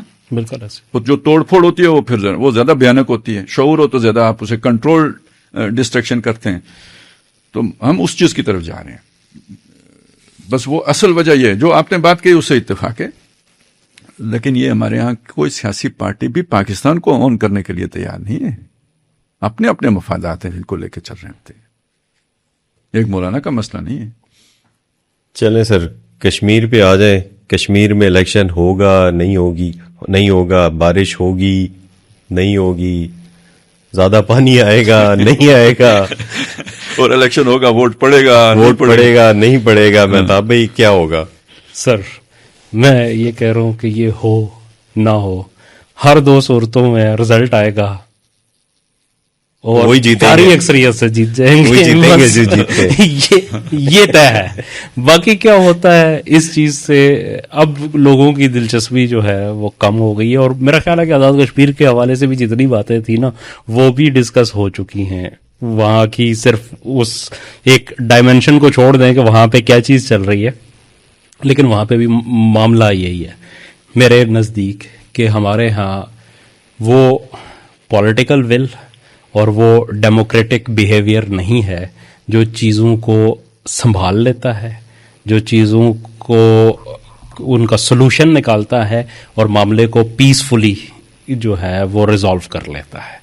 جب آپ جبر سے چیزوں کو کرنے کی کوشش کرتے ہیں کہ نہیں صرف جو ہے نا کہہ دیا یس سر نتھنگ ایلس، آپ کو ماننا ہے، آپ کے سامنے یہ رکھ دیا گیا، آپ اس کو ایکسیپٹ کریں یا پھر ڈسمس فرام سروس. تو پھر سول میں تو یہ ہوتا ہے کہ ڈسمس فرام سروس نہیں ہو سکتا، تو ڈسمس فرام جو ہے نا وہ سٹیزن شپ ہو جاتا ہے، ڈینائل جو ہے نا اس کی آ جاتی ہے، شناختی کارڈ ضبط ہو جاتے ہیں، جیل جانا پڑتا ہے. تو یہاں پہ تو وہ چیزیں ہیں. تو پھر اس کے نتیجے میں جو ہے وہ چھوٹے سے معاملہ بھی جو ہے وہ کھینچ کے چیستان بنتا ہے اور اس کے نتیجے میں ایک بڑا نقصان جو ہے وہ ریاست کو برداشت کرنا پڑتا ہے. یہ ہم نے دیکھا بلوچستان میں بھی، ہم نے سندھ میں بھی دیکھا، KPK میں بھی دیکھا کہ جو چیزیں تھیں نہیں، جو شاید بڑے آرام سے ریزالو ہو جاتی ہیں، لیکن کسی کی انا نے ان کو نہیں ہونے دیا کہ یہ ہوتا کون ہے جو ہے نا یہ بات کرے. تو بس پھر وہ بڑھتے بڑھتے وہاں تک پہنچ جاتی ہے. اب یہی کچھ کشمیر میں بھی ہو رہا ہے. وہاں پہ بھی کوئی ایسی مطلب وہ چیزیں نہیں ہیں کہ جو ریزالو نہیں ہو سکتی، یا جن کو کرنے میں کوئی بہت بڑا وہ ہو، لیکن اس کو آپ انا کا مسئلہ بنا لیں، ان کو بڑھاتے چلے جائیں، تو پھر رزلٹ جو ہے نا وہ یہی نکلتا ہے. اب بھی وہاں کی جو آخری جو اطلاعات تھی کہ وہاں پہ معاملات آخری دفعہ جو ہے نا وہ بہتری کی طرف گئے تھے، کچھ لوگ انوالو ہوئے تھے، جس میں ایک صاحب مگر رضا صاحب تھے جو اوورسیز پاکستانیز کے بھی ہیں، اور وہ انوالو ہوئے تھے. وہاں پہ ایک مذاکرات ہوئے اور اس مذاکرات کے نتیجے میں بھی کوئی ڈیولپمنٹ نہیں ہو سکی. اور اب جو صورتحال ہے کہ 26 تاریخ کو انہوں نے دوبارہ لانگ مارچ کی کال دی ہے. 27 کو الیکشن ہے، میرپور ڈویژن کے الیکشن بھی 3 مرحلوں میں کر دیے گئے ہیں. تو دیکھیں اب رزلٹ کیا نکلتا ہے. اب بھی یہ صورتحال ہے کہ اگر اس کو پیسفلی ٹیکل کیا جائے تو شاید اتنا کوئی نقصان والی بات نہ بنے کہ 26 کو وہ کر رہے ہیں مارچ، انہیں کرنے دیا جائے، اس کے بعد پیچھے میرپور ڈویژن میں الیکشن کروا دیے جائیں. کیا فرق پڑتا ہے کہ وہ لوگ ٹھیک ہے جنہوں نے مارچ کرنا ہے وہ چلے جائیں، باقی پیچھے آرام سے الیکشن بھی ہو جائیں گے اس کے اوپر. تو ایزی جو ہے نا ہے. پھر آگے 2-3 دن ہیں، مظفر آباد میں بھی جو ہے نا وہ الیکشن اگر وہاں پہ پہنچنے سے پہلے کر لیے جائیں، اور پھر جب یہ نکل جائیں تو یہاں پہ بھی کر لیے جائیں، ایک جگہ پہ یہ چلے جائیں، پھر وہاں پہ مذاکرات ہو جائیں. تو پیسفلی تو اس کو اب بھی کیا جا سکتا ہے، کوئی مطلب ایسی چیز نہیں ہے. لیکن مسئلہ یہی ہے کہ اگر اس کو فورسفلی پھر روکا گیا تو لازمی سی بات ہے تصادم ہوگا تو اس کے نتیجے میں خون بہے گا، اور خون بہنے سے پھر وہ مسئلہ یہی ہوتا ہے کہ دراڑیں اتنی بڑھتی چلی جاتی ہیں کہ جن کو منتمل ہونا وہ مشکل ہے، ٹائم لگتا ہے اس میں. خالد صاحب آپ کافی عرصے سے یہ بات کر رہے ہیں ایک ہوپ کے حوالے سے کشمیر کی، اور آپ یہ بڑا فرم ایک آپ کا سٹانس ہے کہ اللہ تعالیٰ جب بھی کوئی بڑا کاز کسی قوم سے کام لیتا ہے تو اس کی جو لیڈرشپ ہے اس تیار کرنے کے لیے ان کی ٹریننگ کرتا ہے، اور وہ ٹریننگ جو لوگ کمفرٹ زون میں ہوتے ہیں عام شہری علاقوں میں یا ساری سہولیات کے ساتھ، ان کو وہ لیڈرشپ نہیں عطا ہوتی. بلکہ ریوائول کے حوالے سے بھی آپ خاص طور پہ بات کرتے ہیں اور امت کے لیول پہ بات کرتے ہیں، اس میں بھی آپ کشمیر کے حوالے سے کافی ایک پازیٹیو اور کافی ہوپ فل بات کرتے آ رہے ہیں کہ جس طرح سے دوسری سائڈ پہ گلوب کے غزہ کے مسلمانوں کے اوپر ظلم ہے، اور آپ یہ بھی بتاتے ہیں کہ دیکھیں انہوں نے ایک ایز اے شیلڈ بن کے جو یہ ابراہم اکارڈز اور ان ساری چیزوں کا ایک منصوبہ تھا اس کو وہاں پہ ناکام بنا دیا. تو کشمیر کے حوالے سے بھی آپ کا جو اوور آل گلوبل پرسپیکٹو میں آپ بات کرتے ہیں تو کافی ہوپ فل، یعنی وہاں کی جو عوام ہے، چلیں سیاسی پارٹیاں ہیں یا جو ہم اسٹیبلشمنٹ کی بات کرتے ہیں، یہ تو سارے مفاد پرست گروہ ہیں، لیکن عوام کے حوالے سے آپ ہمیشہ بات کرتے ہیں اور ان کو جو ہے وہ ایک بڑا پرسپیکٹو دکھا کے اور ان کے لیے جو ہے نا وہ ایک مستقبل میں ایک رہنمائی اور نظریاتی ایک سارا. تو ابھی یہ ہم نے انڈیا کے حوالے سے بھی بات کی کہ ایک نوجوانوں میں سے پارٹی اٹھی، چلیں وہ ری ایکشن ہے یا جو بھی ہے. کشمیر کے اندر یہ جو صورتحال ہے اس کے اندر ایک عام آدمی جو ہے سر جو کسی سیاسی پارٹی کو کوئی اتنا اچھا بھی نہیں سمجھتا، لیکن ظاہر ہے اس علاقے میں رہتا ہے، کشمیری ہے، اس کو پاکستان سے بھی محبت کرتا ہے، امت کا بھی اس کے اندر درد ہے. اس ساری صورتحال میں جب اس کو نظر بھی آ رہا ہے کہ ریاست کی طرف سے ایک بڑا شدید ری ایکشن آ رہا ہے، وہاں کے لوگ اٹھے ہیں، چلیں ان سے غلطیاں بھی ہوئی ہیں، انہوں نے ایک تحریک کو پراپر پلان کر کے لانچ نہیں کیا، یا اس میں پرابلمز بھی ہوئی ہیں، موب کی صورت بھی آ گئی، سارا پرابلم پیدا ہو گئی. ایک عام آدمی کے لیے سر رہنمائی کیا ہے کہ وہ اس وقت کس طرح سے اپنی پوزیشن کو مینٹین کرے اور اپنے آپ کو مایوسی میں جانے سے نہ صرف یہ کہ بچائے بلکہ مستقبل کے حوالے سے وہ پر امید بھی ہو؟ دیکھیں، پہلی بات تو یہ ہے کہ جس امید کی آپ نے بات کی ہے نا، تو وہ تو سارے کشمیر سے متعلق ہے، صرف ہمارے پاس جو کشمیر ہے اس سے متعلق نہیں ہے، بلکہ آپ تو اس میں پنجاب کا ایریا بھی شامل کرتے ہیں. اور اس وہ اصل میں جو اس میں یہ جو ہے نا کشمیر کے اعتبار سے جو سب سے زیادہ تکلیف میں جنہوں نے یہ پچھلے 70-80 سال گزارے ہیں، تو وہ تو مقبوضہ کشمیر کے لوگ ہیں. اور یہ بات میں ادھر ہی مہتاب بھائی بھی تھے تو ایک دفعہ پہلے بھی آئی تھی کہ ہمارے جو اس کشمیر کے لیڈرشپ کے اوپر ہمیشہ یہ ایک الزام رہا ہے کہ یہ خود بھی نہیں چاہتے کہ وہ کشمیر آزاد ہو، کیونکہ وہاں کی سیاسی لیڈرشپ زیادہ باشعور ہے اور انہیں خطرہ ہے کہ اگر وہ آزاد ہو گئے تو کشمیر کی حقیقی لیڈرشپ وہ قرار پائیں گے. یعنی مقبوضہ کشمیر والے آزاد نہ ہو جو یہاں والے ہیں. ایک سازش تھیوری کے طور پر یہ بات پیش کی جاتی ہے. اس پہ مہتاب بھائی نے ایڈ کیا تھا کہ ہماری اسٹیبلشمنٹ پر بھی یہ الزام ہے کہ وہ بھی ان کو آزاد نہیں کرنا چاہتے، وہ چاہتے ہیں ادھر ہی رہیں. ٹھیک ہے، خیر میں اصل میں اس ہوپ کے اعتبار سے بات، میرا ہوپ اس طرف کی میں بات کر رہا ہوں. ادھر میں ہمیشہ ایک بات میں نے کی ہے کہ یہاں پہ ایجوکیشن ریٹ بہت ہائی ہے اور سیاسی شعور یہاں پہ موجود ہے.